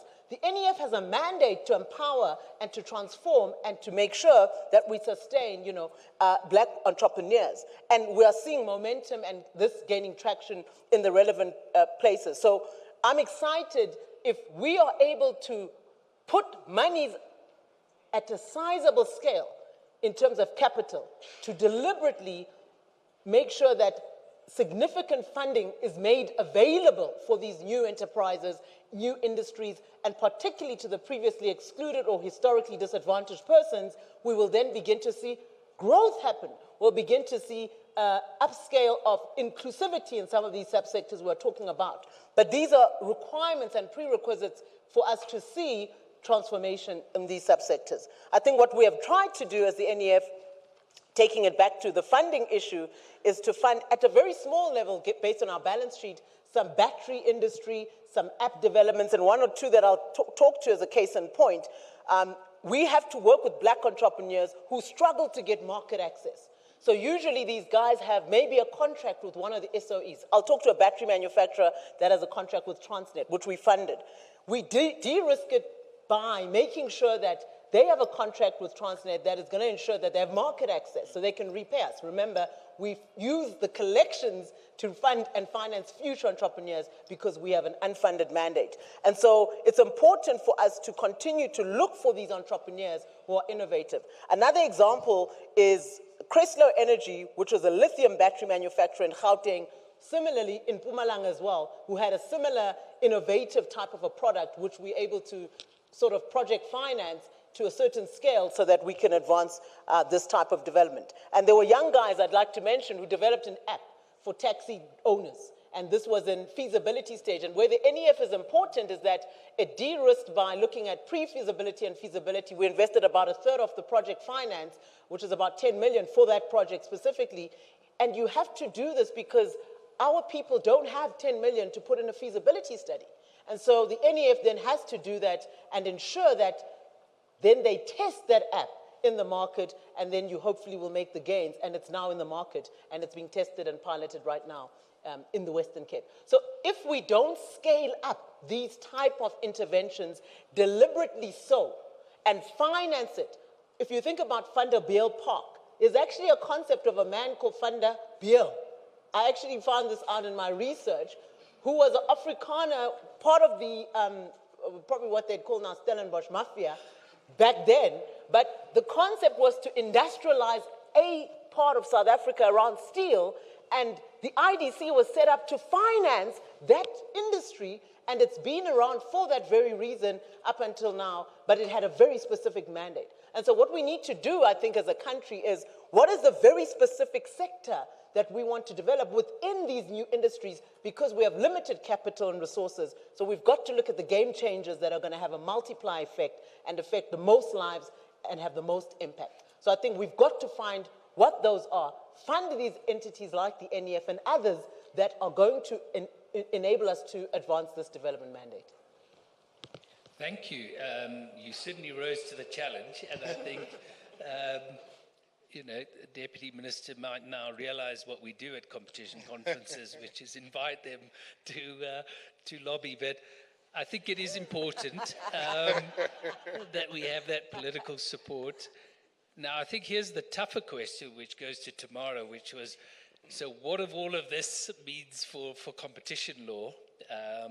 And not just merger control, but you've heard market access, you've heard financial markets, and new industries and the barriers to entry. So what would you take away for the Commission? Yeah, thanks. Am I audible? Yes. Thanks, James, and good afternoon to the panel. It is a tough act to follow. I think all I can do is start with a joke. So I was reminded this morning when I was preparing for the panel about a joke about economists. Sorry, DM. An economist was asked what was the impact of the French Revolution on growth. And the response was, it's too soon to tell. So in that vein, our chief economist is asking me about the economy of the future, which is obviously an incredibly difficult thing to do. And like a true economist, I think it depends. You know, so we have to do more of some things at some times and less of some things at other times. And I think some of the panels yesterday already spoke about the research and market inquiries as tools to really understand how these markets work and when they get to tipping points. We might need to do more on bid rigging in grid expansion projects or large infrastructure projects that are coming. But we might have to do less in certain markets, like the green energy markets, where there could be a large need for coordination and collaboration to kind of aggregate demand and the likes. So that's the kind of high-level point. What I did think of doing was looking back at our approach to digital markets and taking lessons from that. And interestingly, this was a 10-year story about doing very little for 8 years and then doing everything in 2. So when you think back, we knew that these were new markets. I think there were global conversations, but we started very tentatively, kind of like, how do you slay this dragon? Is it even a dragon? You know, should we be scared? Are our tools good enough? Do we need new tools? And then between 2011 and 2018, the Commission had 87 digital mergers. It's quite a lot. We imposed conditions in 5, and those were public interest conditions. So not access to data, not structural, nothing, public interest conditions in those mergers. Then the pivotal point came in 2019 with the We Buy Cars merger, where we learned important things. I think this was a watershed. One, that our tools can be applied in digital markets. This was a kind of, shall I say, an analog theory of harm about the removal of an effective competitor, and it worked in that case because this was a firm that instead of entering a new market, bought its market share, wanted to buy its market share, essentially. And also the theories of harm around two-sided markets that applied in radio stations long ago. I think Simon was here. And in newspapers applied here too. And then we practiced a bit with small mergers. We called for notification of Google, Fitbit, etc., where we got a bit closer to the details of how these conglomerate mergers can work. But then in 2021, we kind of drew a line in the sand and published a position paper to say what we think the competition concerns are in digital mergers and digital markets and what we are going to do. And then we did those things. So we revised the small merger guidelines to take into account the potential for firms to buy digital competitors at an early stage of development. We did the market inquiry into platforms, etc. So I guess the point here is that the learning curve needs to be a bit steeper in these new markets that we know venture capital is going into. We can't take 8 years to do, to kind of decide what we want to do. I'll be quick then on the implications for merger control. And there were really just 3 points I wanted to make. One was about the counterfactual. The second was around kind of benign mergers, the vertical and conglomerate mergers, historically benign. And the third was around the assessment of competition. I think I'll probably not speak about that much. Around the counterfactual, in these new markets, I think the challenge for us is that the status quo ante, so before the merger, is less and less likely to be the relevant counterfactual. So when you look at the extent to which competing technologies constrain each other before the merger, it's less likely to be relevant to how they would have developed in future had the merger been prohibited. And I think one approach of dealing with this is the kind of the balance of harms metric that others have spoken about. But even if a harm seems to be a low probability harm, but if it happens, it's going to have a big impact, and there are limited efficiencies from the merger, then you rather block the merger. I can't, we can't end the conference without talking about Imerys. So we rather prohibit a merger. If we're wrong, it can happen again in future. But if we write that there's harm and we allow it, then it's impossible to unscramble that egg, right? Then very briefly, conglomerate mergers are going to be more important for us to take a close look at. And yeah, there are actually 2 interesting points. One, I wanted to tell you about a conglomerate merger in the energy technology space. But the second one was that I think we can discover where we should go by looking at the activity of venture capital, but also of our historic conglomerates. And here an example does help. So we had a small merger in 2021 where Remgro, a Remgro affiliated company, was acquiring an energy trader. So this was a very small company. I mean, it was a very small purchase price. I obviously can't disclose it. But it was a tiny, tiny company it was buying. But it had an important role to play in demand management in the SA Power Pool. So basically it matched demand and supply across the SA Power Pool in energy trading. It did analytics. It could do energy trading, smart metering, load curtailment, and the like. And the idea really was that, or in my understanding of the rationale, here's a conglomerate with tentacles all over the economy. They can see this market is being deregulated.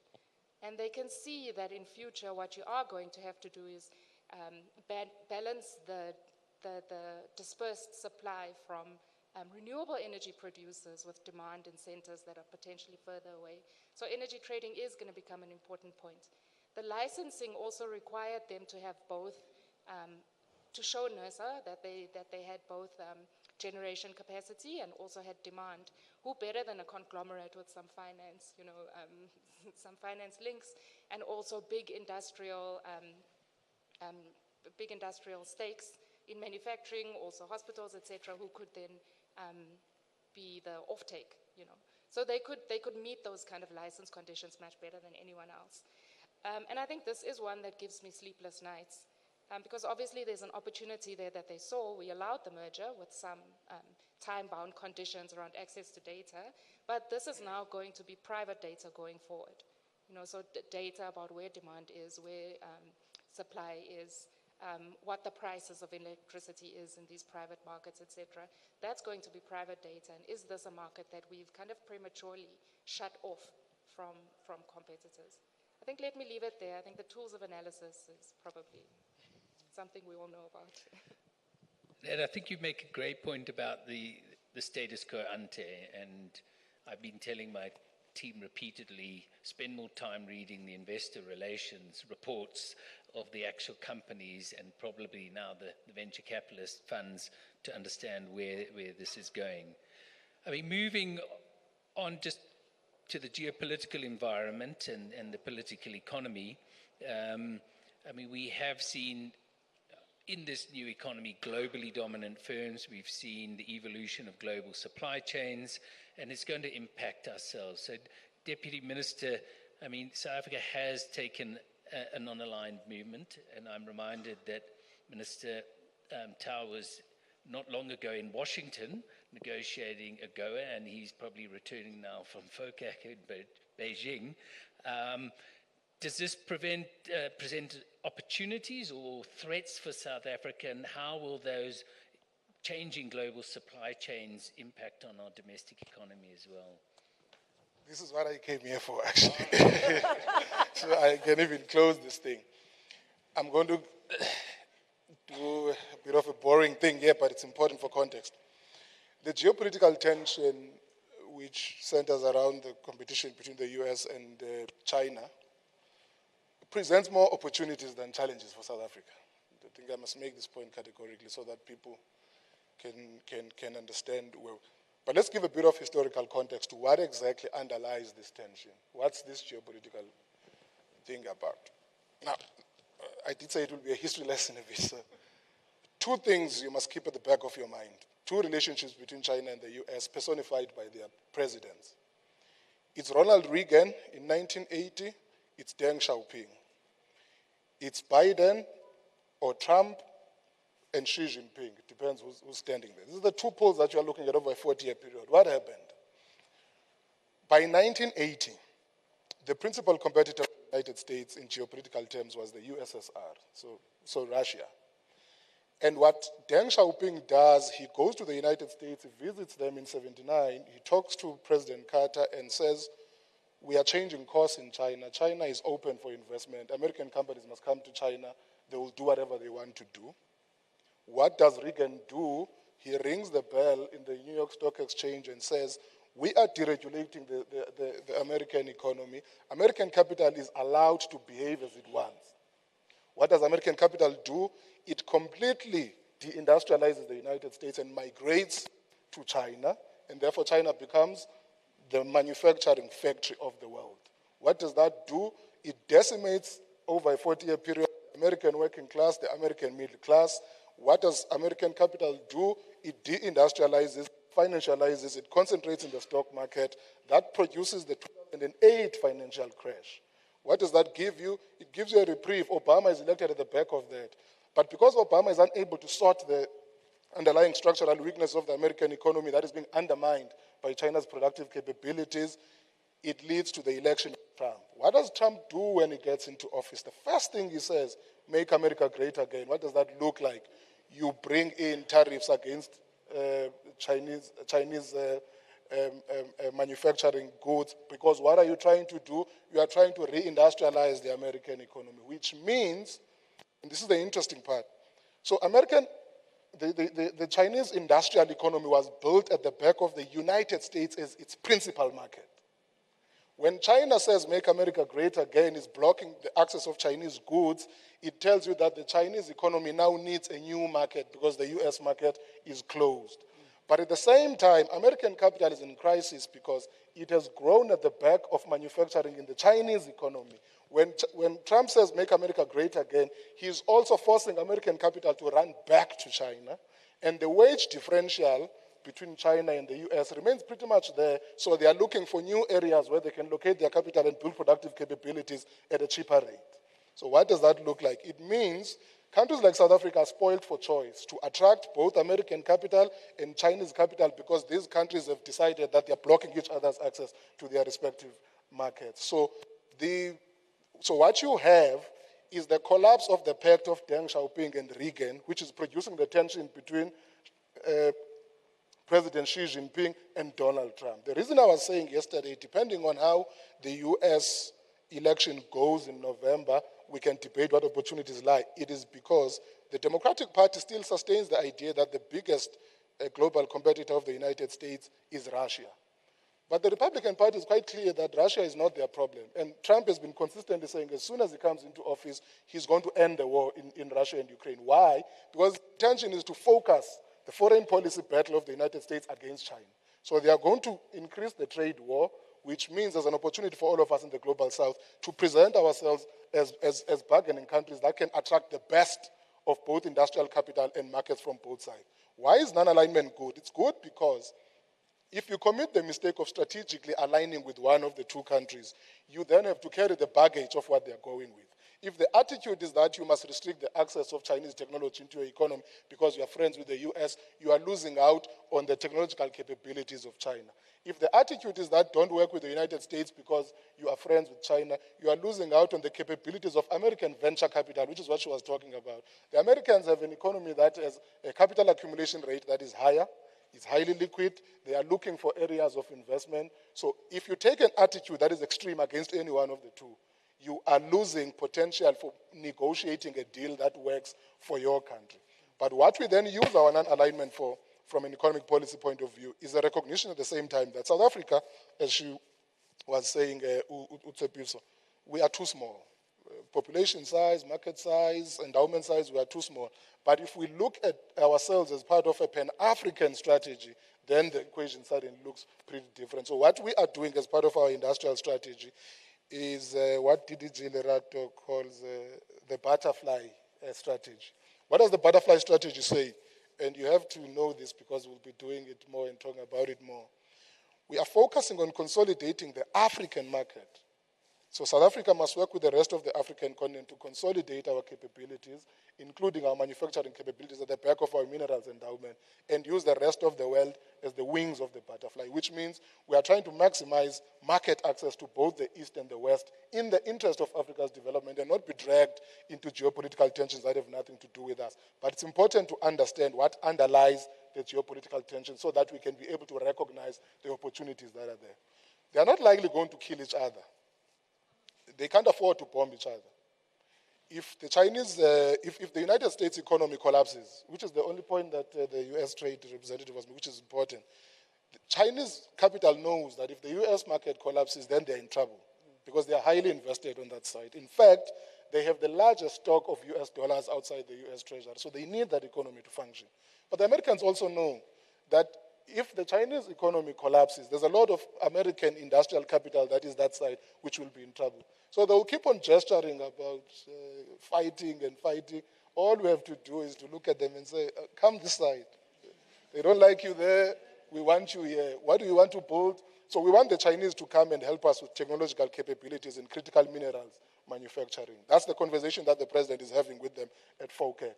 We have the conversation with the Americans on AGOA because we still need their huge market for the access of our automotive sector, for agricultural goods and so on. We are talking to the Europeans as well because we still need their purchasing power because they have the capacity to buy most of the things that we do, which we cannot consume domestically.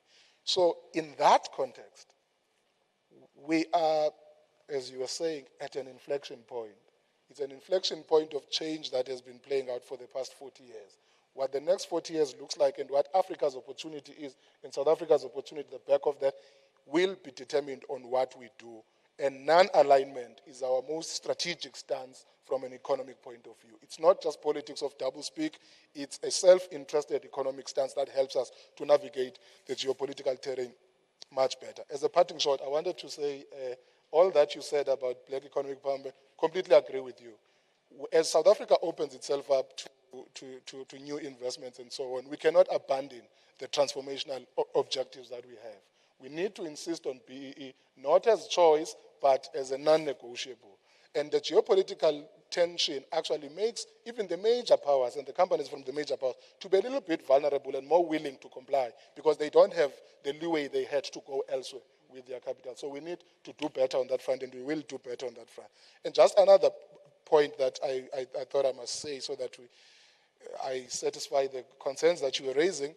One of the bigger problems we have with funding transformation in BEE is the fact that we look at the balance sheet of each institution. We don't think about it from the vantage point of the balance sheet of South Africa Incorporated, which means transformation can't be the baby of the NEF. Transformation must be the baby of the entire balance sheet of South Africa Inc. That includes the ITC, that includes our pension industry, that includes our banking sector. Anything that is called money in South Africa, it must be consolidated and channeled to pursue outcomes that are consistent with our transformation goal, including the conditions of deployment of venture capital funds as well. They cannot be treated as because it's private capital, it's venture capital, it must do as it pleases. The demands for transformation, including the consolidation of productive investment in labor-absorbing sectors, are demands that must be placed on the table and be negotiated with them as part of the social compacting that we need to do. Thank you very much, James. Thank you. And I think you have really taken on our conference theme of looking back to look forward. We are getting some excellent history lessons. And I also assume you will then favorably look upon our recommendation coming out of our online inquiry for mandates within the private venture capital industry for transformation, black entrepreneurs, and institutional funders as well. So we'll be taking that up with Sidisa, the commissioner at the BEE Commission. I do want to, because you've raised two important points for venture capital, and Sipisa, I want to just draw you in at this point. But the Deputy Minister raised the fact that American capital is looking for places. We know we're one of probably 4 centers for venture capital on the continent, if we're in the butterfly moment of Kenya, Nigeria, and Egypt. We sort of hang around the midpoint, I think. But what is the secret to bringing more of that venture capital in? And can that venture capital help us also expand into the African market with some of the startups and ideas in South Africa? And what might it take to realize that promise of the non-aligned position? Sure, thanks for that question, James. And DM, and Osuntavi saying, I must assure you, PE is actually setting the bar very high when it comes to transformation and financial services. And this is happening both within the fund managers themselves, and they're even driving it in their actual portfolio companies, where they're asking for DEI plans of those portfolio companies. They're improving the BEE scores. So we're definitely seeing positive shifts there. To your question, James, I think it's important to maybe firstly highlight that venture capitalists bring more than just funding to startups. In that, in the process of investing in those startups, they are bringing specialized skills. They are bringing access into their networks. They are bringing market development. And in fact, we saw this, I think, a lot during COVID. Recently, there was mention of an exit that was made in Quicket. And when one listens to the Quicket story and how it almost shut down during COVID, and how the VC actually had to drip feed capital, allow certain concessions, etc., to get it to where it's at now, where it's now attractive, it then goes to show the importance of VC in really supporting our startups. So your question was how we go about attracting global VC. And you're right, we've seen a lot of interest happening. So in South Africa, around 2022, if one looked at who were the biggest investors in startups, corporates were playing quite a big role. Then in 2023, we started to see global VC co-investing alongside our own VC managers. So what we're seeing a lot of now from a capital point of view is that capital is coming from both local VC, but with global VCs also co-investing alongside them. And that's important to mention because there's really only two entry points in my mind for global VC into our own startups. It's either the startup finding a way to proactively go and engage with that VC in their own local domain, which, I mean, that's constrained, right? Because not a lot of startups can do that. And also they would have to go through quite a number of hoops to be able to go and have a conversation with a VC who is in Silicon Valley, because the reality is that those VCs are really looking at their own market a lot of the time. The other way is through co-investment, like I say, where they then are investing alongside local VCs. And if one then thinks about what is needed for those startups, I think we have first to say, what is a VC looking for when they put money in them, right? They are looking for example at things like what is the potential of that startup to scale? What is the market size of that startup? What has been that growth performance of that startup? And what are its potential exit opportunities? So exits both locally as well as to global investors. So in then, against that background, we then have to say, in enabling startups to grow, we have to think about the extent to which they have access to capital, which actually is really a problem right now. Because as much as we've got a growing ecosystem, the reality is that startups are still constrained in terms of their access to capital. And they are constrained because VC in SA is still highly, highly minute. And VC is highly, highly minute because the trillions in pension fund capital, very little of it is going into VC. So one must just follow the capital in that sense. So they need access to capital. And when we say access to capital, it's local and international, but local is important because we know that, for example, during the tough times, there's capital flight. So it's important that we develop local capital markets for our startups so that they don't experience that high level of volatility. However, we do still need the technical assistance that come then from the global investors. What startups also need is an enabling regulatory environment. I mean, we know this because they need to be able to operate in an environment that is not fragmented. They need to be able to scale. They need to be able to go where the market opportunities are, but of course, while we still make sure that the benefits are retained in South Africa as well. So there's a balance that needs to be struck there. They need skills, technical skills. They also need an even playing field where they're not being treated the same as large entities.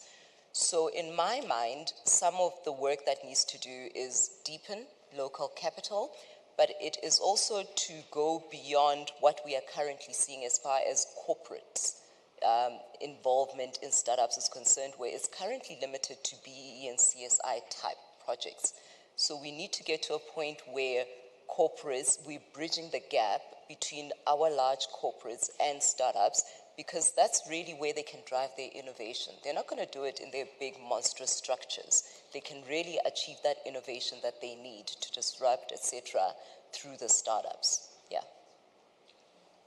No, thank you. And I think it's interesting, I mean, your point about looking to scale, and that's always my understanding of venture capital is rounds of funding and the idea of scaling. But if global capital is coming in looking to how they can scale a startup in South Africa through Africa to other markets, then that is probably a recipe for growth and building a tech industry in a small open economy. Absolutely, it is. But what we must also remember is that, firstly, when global capital comes, a lot of the time, they even have a view that South Africa is too developed. So first we have to then work around that and helping them understand the opportunities, etc. But secondly, they also want to see the ability of our own startups to grow, not just in our country, but beyond our own borders. So that becomes important as well, to think through how there can be an enabling environment to enable them to scale on the continent. The third thing is that those global investors will also ask why there isn't follow-on investing locally. But that follow-on investing can't happen if our own VCs are too small. No, thank you. Moving to Bridget, and to go back to a term which also has a lot of history, the International Division of Labor. And there's a lot of fear of the new tech, arguing that this will destroy jobs. But I think what we do see is that there's actually an enormous amount of jobs in tech, both in either building the robotics, being policing social media platforms, and a lot of those jobs don't reside in South Africa. We have maybe more of the more menial jobs that you talked about earlier. So from your perspective, is there that dynamic, is that something that can change, or is going to remain a challenge for South Africa, and what are the implications for our own workforce? Yeah, I think that's a good question. I think I'm going to give you some statistics from the ITC. This is from the UNCTAD 2019 report. China and the US account for 40% of the total value added in the ICT sector. They account for 75% of the patents relating to blockchain technologies. They account for 50% of global spending on the Internet of Things. They account for 90% of market capitalization value of the world's 70 largest digital firms. Europe's share is 4%. Africa and Latin America combined is 1%, right? So this is clearly a globally concentrated sector, right? And I think that is absolutely, and it speaks to Tshepiso's comments and interests, I think. I think one of the absolutely critical things is to think very precisely that it's not just about attracting investment, right? It's about really thinking about, so it's not just thinking about supply chains, it's about thinking about global value chains and where precisely is value located along those global value chains. And for my concern, not just what capital is doing, but also, and this is, I think, absolutely critical, we've spoken about a number of indexes of inclusion over the last, at least today when I have been here. And workers are also an absolutely central location of inclusion, right? Not just capital and not just consumers. And so if you think about the value along global value chains, then you have to think about what proportion is accruing to workers as well. And I think that's the absolutely critical question. So policies that attract venture capital are absolutely critical, that locate that value in South Africa. Policies that say, great, the US can contribute this and China can bring in that, also have to take into consideration what is the nature of those investments and what does it mean for, the quality of the jobs, right? We know that in tech, in Africa, not just South Africa, in Africa are the lower and the menial jobs, right? They're the click farms where workers are identifying, this is a stop sign. They are training the robots, right? Or even worse, they are identifying what is pornography, right? Or what is an offensive image, right? Because the computers can't do that. And they sit day in, day out, women, workers across Africa, identifying that, right? So I do think it's absolutely central to bring labor into, labor is in these discussions, but to bring the quality of jobs into those, because the new International Division of Labor, as defined from the 1960s, which was the outsourcing of production, right? It is restructuring in ways that continue to reproduce the forms of concentration in capital. Now, we are running out of time, and I've been given warnings already, which I'll choose to ignore. Thabisile, I now want to go to your other hat, which is you have had a lot to say in the past on capital markets and where they put their money. I think you focused a lot on how much they put into infrastructure, but Tshepiso's raised another point right now, which is, are they putting it into venture capital rather than property stocks? And I suppose my question is, are our capital markets fit for purpose, given, I mean, we also heard from the Deputy Minister, we need to draw in the funding. The state can bring some, but we need to draw in. So are they fit for purpose? And is it going to, at risk of, in a sense, increasing the concentration as large institutional investors take up all these opportunities with vast cross-shareholdings as well? I'm going to align to your time pressure. I'll heed, so I'll be quick on this one. But I think that the DM has started the discussion here just by introducing the concept that transformation is not an issue of a DFI. It's an issue of the entire financial architecture. So if we look at the South African ecosystem in terms of finance, the financial deepening that has happened in South Africa is astronomical compared to other global counterparts in all the asset classes. And I'm just going to show you a little bit of numbers. From a commercial banking assets, South Africa's, and I'm not going to mention nominal numbers here, I'm going to mention them as a percentage of GDP so that you can compare them to other parts of the world. Our commercial banking assets, and I'll tell you the value now, in the 60s and 70s, the value was between 60 and 70% of GDP. And that was astronomical. You had Barclays at the time, you had Volkskus, which is now Absa, and a couple of other big players, which have changed now. It's peaked in 2008, before the financial crisis, to 120% of GDP. That's globally leading. Where is it now? It's at 110%. And I think that's a sign, James. I applaud the MC for the innovation. It's at 110% these last 2 years. How much is that?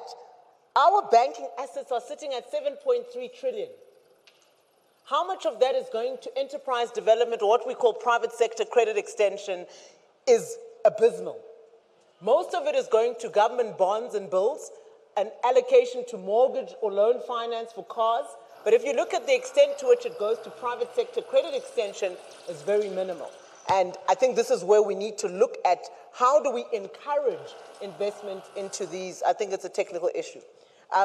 The second aspect I want us to look at when we look at the capital markets from this 7.3 trillion is the pension funds. Globally, our pension funds have risen from, in the time when the PIC, if I use the PIC as an example, it's risen from 500 million to over 2.7 trillion in the space of the time since inception. This is one fund. The Government Employee Pension Fund is the one fund that is managed by the PIC, amongst others. But more than 92% of the allocation to the PIC is from the GEPF. Now, if you can use the GEPF, its investment mandate for development, we are now talking making use of capital markets for transformation. Most of the Asian economies that transformed their economies, they didn't rely on the banking system alone. And I think this is where we make a mistake. They actually had a combination of either the development banks, Asian Development Bank, Chinese Development Bank. South Africa's Development Bank is mainly the Development Bank of Southern Africa and also the IDC. And you look at this balance sheet, the NEF is not even a 20th. In fact, the balance sheet of the IDC is not even a 20th of one of the commercial banks. And if you look at the IDC in relation to the NEF, we're not even a 0% in terms of scale and size, in terms of balance sheet. But if you look at the pension assets and you begin to tap into those, we can then start to have a discussion about real money. You were talking about money. The money is in the capital markets. And I think that we've got to re-engineer how we talk about development. If we are talking about real development finance, it means that we would enable access to the large majority of entrepreneurs from the DFIs. And this means that you've got to re-engineer the pricing, you've got to re-engineer the access and the collateral requirements so that cheaper finance is made available quicker, but to those people that need it the most. And I think if we are to do this, it means that these financial sector partnerships amongst these, because South Africa is one of the biggest as a proportion of GDP. It's exceeding, various other big countries like India. Our banking assets to GDP is bigger than India's, bigger than Thailand's. And I'm talking about developed economies that are much more in scale and size. The last point I want to make here is that we are talking about these non-banking financial assets and capital markets in a specific way to drive development, I think we need to stress the point of using, because immediately when 1994 came, again I go to legislation, we had something called prescribed assets, and it's something that asset managers and fund managers and non-banking financial institutes don't want to talk about. But you don't actually have to prescribe. Prescription means that a certain portion of the balance sheet of these fund managers was allocated to infrastructure. They didn't have a choice. But now, when we came in 1994, they actually developed groundwater. They developed the electricity supply. Eskom was developed on the back of pension assets, not the state alone. It was pension assets that was mandatory invested into these vehicles. If you look at even the municipal and other infrastructure in provinces, it was the pension fund. So you don't have to prescribe, because there are vehicles and instruments in infrastructure that actually generate cash flow and returns that are lucrative, and the capital that is looking for investment and returns elsewhere would find in these places. But you've got to have project prep, you've got to have teams that you develop in your DBSAs, in your infrastructure funds and the other vehicles, and you've got to have entrepreneurs that you build that actually have ideas and ideation that you line up so that you can put this money in them, and then they partake in this African dream that we have. But I think it cannot happen without deliberate action by the state. So the state has to integrate and coordinate, and I'm seeing a big thumbs up, and so I'll take that. I was actually saying to Ayabonga Chawe, this is the point that I am constantly beaten up about in the media. And Thabiseng is retreating. There's nothing wrong with prescribed assets. Don't retreat. It's part of the conversation. We need access to the entire pool of South African capital. Let me just show you how bad the situation is, actually, by comparison. South Africa is in a peer group with Sweden in terms of its pension fund assets. It means we're pitching very high on our pension fund assets. But in economic, okay, let me put it this way. The capitalization of our stock market, of our capital markets, we're position 14 globally, but the position of the economy is number 39. So there's a disconnect between our GDP performance and the liquidity of our capital markets. It tells you that we have a high financialization problem. If you think about the percentage of our capital markets to GDP, it's actually sitting at 350%, the entire thing. Where is China sitting? China is sitting somewhere next to 50% of GDP. So the Chinese economy outperforms the Chinese capital markets. The United States, still the same thing. They are below South Africa. They are sitting at just about a little bit of 100%, so they are balanced out.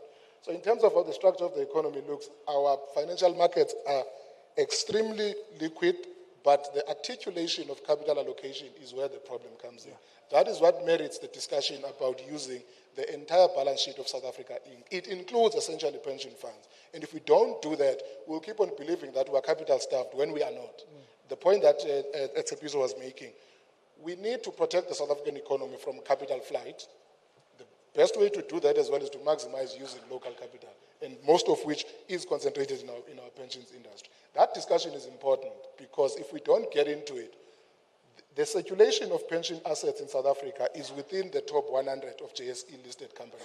And if you look at the profile of most of them, they are not in productive industry in the economy. It's MTN, it's Telecom. Look at the PIC. The PIC is the largest shareholder of almost any major company in South Africa. What are those? If you look at the shareholding of MTN, the PIC is at the top. You go to any other tech company, the PIC is at the top. But on the companies that require real capital for real production, the PIC is nowhere to be seen. Why? Because I have a radical view. This is not a government policy. This is my theoretical proposition, so that people don't misquote me. Pension funds are national assets. They are not private assets for pension fund holders. The discussion about them must be a national development conversation. It is unsustainable that South Africa has a high unemployment problem, a high poverty employment, but we have a high liquidity of our capital markets, but we don't know where the capital is going. We need this discussion, and we need the leadership of the DFIs as well to step up and have this conversation about how to recalibrate their balance sheets as well by being allowed access to the pension industry. If we don't have that conversation and we're all cowards, then we will end up being marched out of these comfortable seats by the people that are across the M1 in Alexandra. Thank you, James. No, thank you, and certainly, as someone who's building a pension, I agree. Let's put that into the future of our children and our country. And I think you mentioned Ibonga, but the last panel seemed to have a heavy religious theme going through. But maybe his point about being holier than thou and being more pious than the Pope is something we should take across to capital markets and pension funds too. Tomorrow, you know I have someone behind me, no doubt, waiting. Any last comments from you for competition law? Not really about competition law. Just the thing about workers, I think the one thing to also remember is that wages are often seen as this kind of drain, I think, on economic activity, which is weird to me because they are part of GDP. So we're not talking about something that is unrelated to growth. It's a distributional question, right? That's the one point. And I think the second one I wanted to make was around this issue of transformation. The one way you're not going to attract money, whether it's from venture capital or anything else, is by having more than 30% unemployment, by having 90% of the economy excluded, 90% of the population excluded from the economy, and also watch your pension fund grow if you allow Eskom to collapse, for example. So, so saying things like we shouldn't be using our pension money to support whatever they are, like state-owned companies, I think it's a blinkered approach. Yep. So these are also my views, please, not the Competition Commission. But maybe to close off on a slightly more kind of competition related point, the idea about looking to the African market, yes, it's a good one, but we're already behind. There are companies, South African companies, who are integrating the region. And what they are doing is shaping these markets to their will. So you've got the commodity traders, the agricultural firms, who are investing from input supply through to food processing and controlling each aspect of that value chain. And what that does is it forms the term for inclusion or exclusion of small farmers across the SADC region, for example. So we are late, I think, as competition authorities, and we also cannot look at these as national problems. They're regional, they cross boundaries, and so should we in our thinking. Thank you. And I had billed this as saving the best for last, and I would hope you all agree that was quite an incredible panel discussion and incredible panelists. So please give them a round of applause.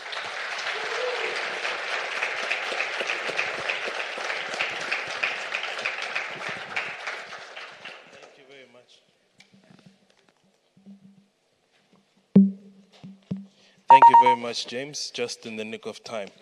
I think the take home from that conversation is what the Deputy Minister is telling you is don't withdraw your 2 pots. We need that to rebuild the economy. And so keep your 2 pots, it might save us. So I'm not going to say anything much because the responsibility of closing the event is left to the Commissioner of the Competition Commission to do that. And with those last words, I'd like to thank everyone for being such a great audience.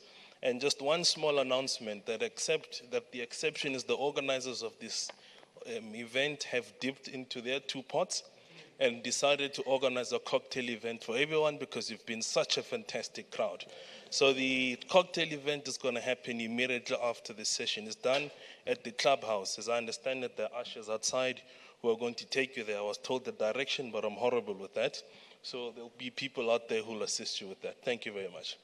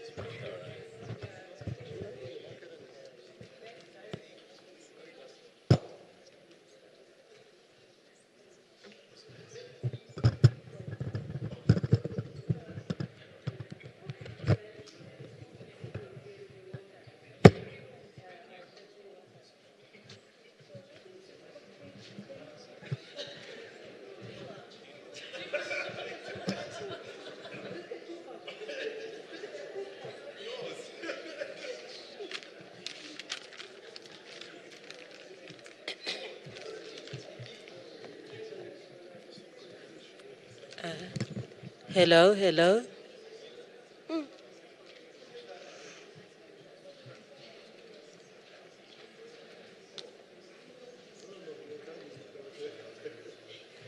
Thank you, dear. To Ofense and Kali, I promise I'm not taking long. But I just have to observe protocol and do all of that. So Deputy Minister Zuko Godlimpi, Deputy Minister Andrew Whitfield, Chairperson of the Competition Tribunal, the Deputy Chair of the Competition Tribunal, heads of agencies, deputy commissioners, and all of them, government representatives here present. I did say I was going to specifically mention the DG of DTIC because I'm taking her time, international guests, other heads of agencies of the DTIC group, employees of the competition authorities here present, ladies and gentlemen. We are at the end of 2.5 days of the conference, which actually started with a one-day academic program on 3 September. So I don't plan to take too much of your time. Kali and Ofense have instructed me, but what I thought I should do was to thank all of you for your contribution to the success of this conference and the success of the competition authorities over the past 25 years, and to highlight some of the main outcomes, I think, or some of the key themes we have observed in this conference over the past 3 days. Over the past 3 days, we have engaged in what I think are robust discussions, exchanged invaluable insights, and collectively envisioned the future of economy that develops in a more inclusive manner and that is to the benefit of all South Africans, and using all economic tools that are available to the country, be it competition law, trade policy, industrial policy. And that is not just for within our borders, but also continentally and globally.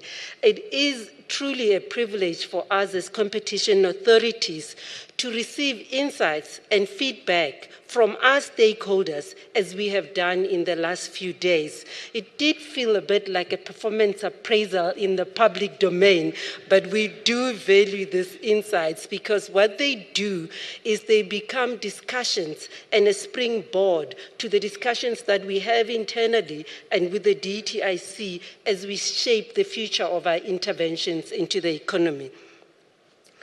I want to extend my deepest thanks and gratitude and the gratitude of the competition authorities to all our participants, speakers, moderators, and panelists, whether they were here with us in person or online. Your deep discussions and insight have enriched our discussions and have made this conference a resounding success. And I think we need to give you a very big, warm round of applause for that.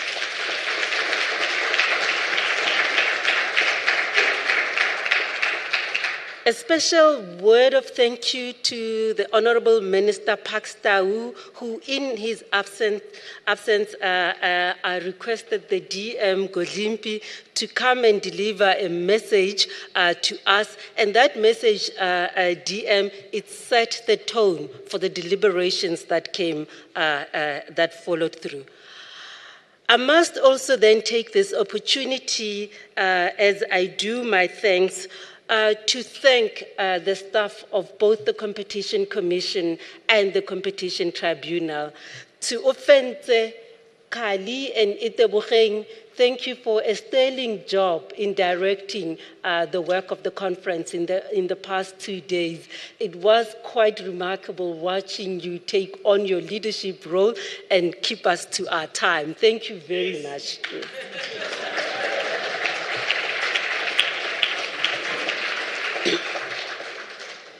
To the technical team, Yonga Manjisani, who led the ERB team for directing the program, its content, and dealing with all the invited guests.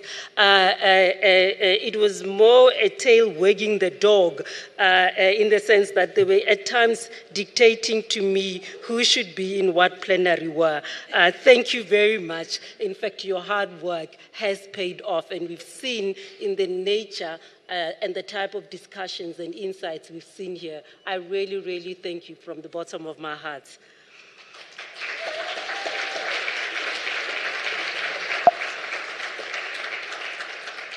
To the technical team and logistics team, which were led by Iteboge Palare and the communication team, thank you very much for project managing this whole process right up to the end, including what I didn't know was happening. I wondered who is paying for the cocktail, but I'm told we now have a cocktail, and you are all invited. Thank you very much for all of that. Just to speak about some few themes, I think that I think is quite key to not forget as we move on, and I know we are all tired, but these are some of the key themes I think for us that emerged. We started, as I say, with DM reminding us of the 3 strategic priorities of the 7th administration, being driving an inclusive growth, job creation, reducing poverty, and building a capable and ethical and developmental state. And DM, I loved the idea of what an ethical state is. It's not just about not having corruption, but making sure that the resources we are using for the benefit of the people of South Africa. These priorities underpin our government agenda and the role that competition policy and other economic policies must play in achieving these goals.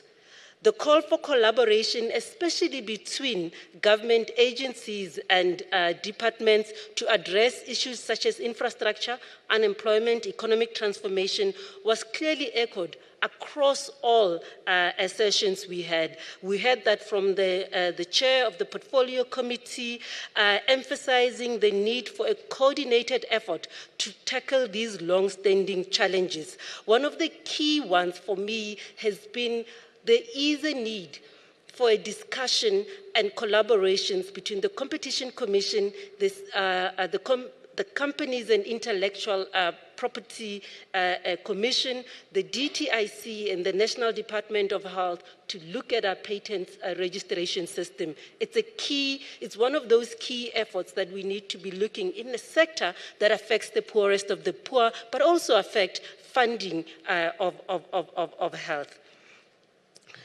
Additionally, the discussions highlighted the Commission's work in targeting those sectors of the economy that affect low-income households that navigate an exclusionary market. Therefore, a contribution from all of us that contribute to poverty alleviation using competition policy as a tool. The 2019 amendments to the Competition Act have played a pivotal role in shaping competition enforcement, particularly regarding the abuse of dominance and promotion of fairness in the markets. But there's still a lot of work that we can do in using the amendment in addressing concentration and ensuring that the economy remains competitive. Several panelists called for more advocacy initiatives, impact studies, and increased participation from competition practitioners to ensure that there is effectiveness in our intervention as we go into the market. Looking forward, we are developing a 5-year strategy that will prioritize sectors impacting the drive into inclusive economic growth and looking at those sectors that impact low-income consumers.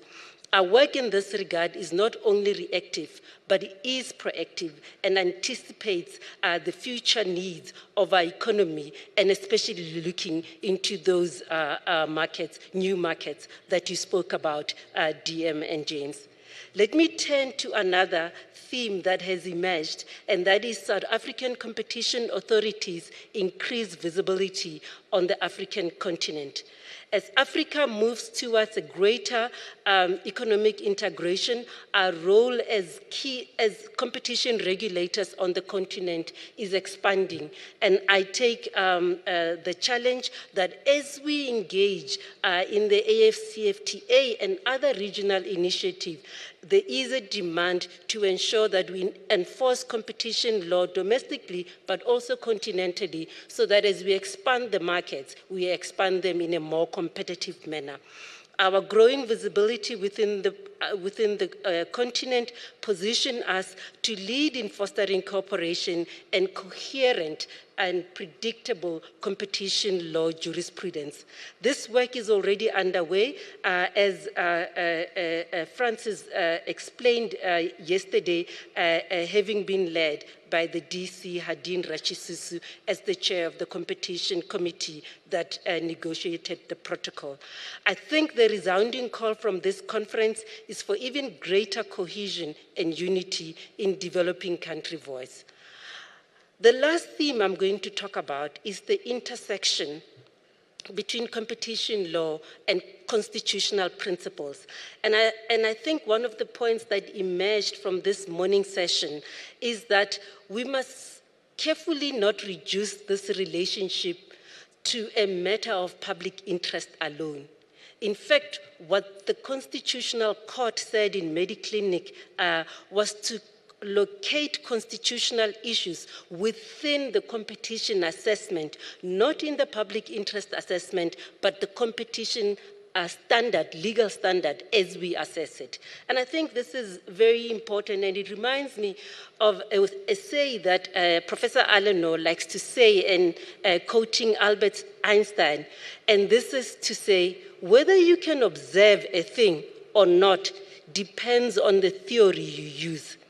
It is the theory that decides what can be observed.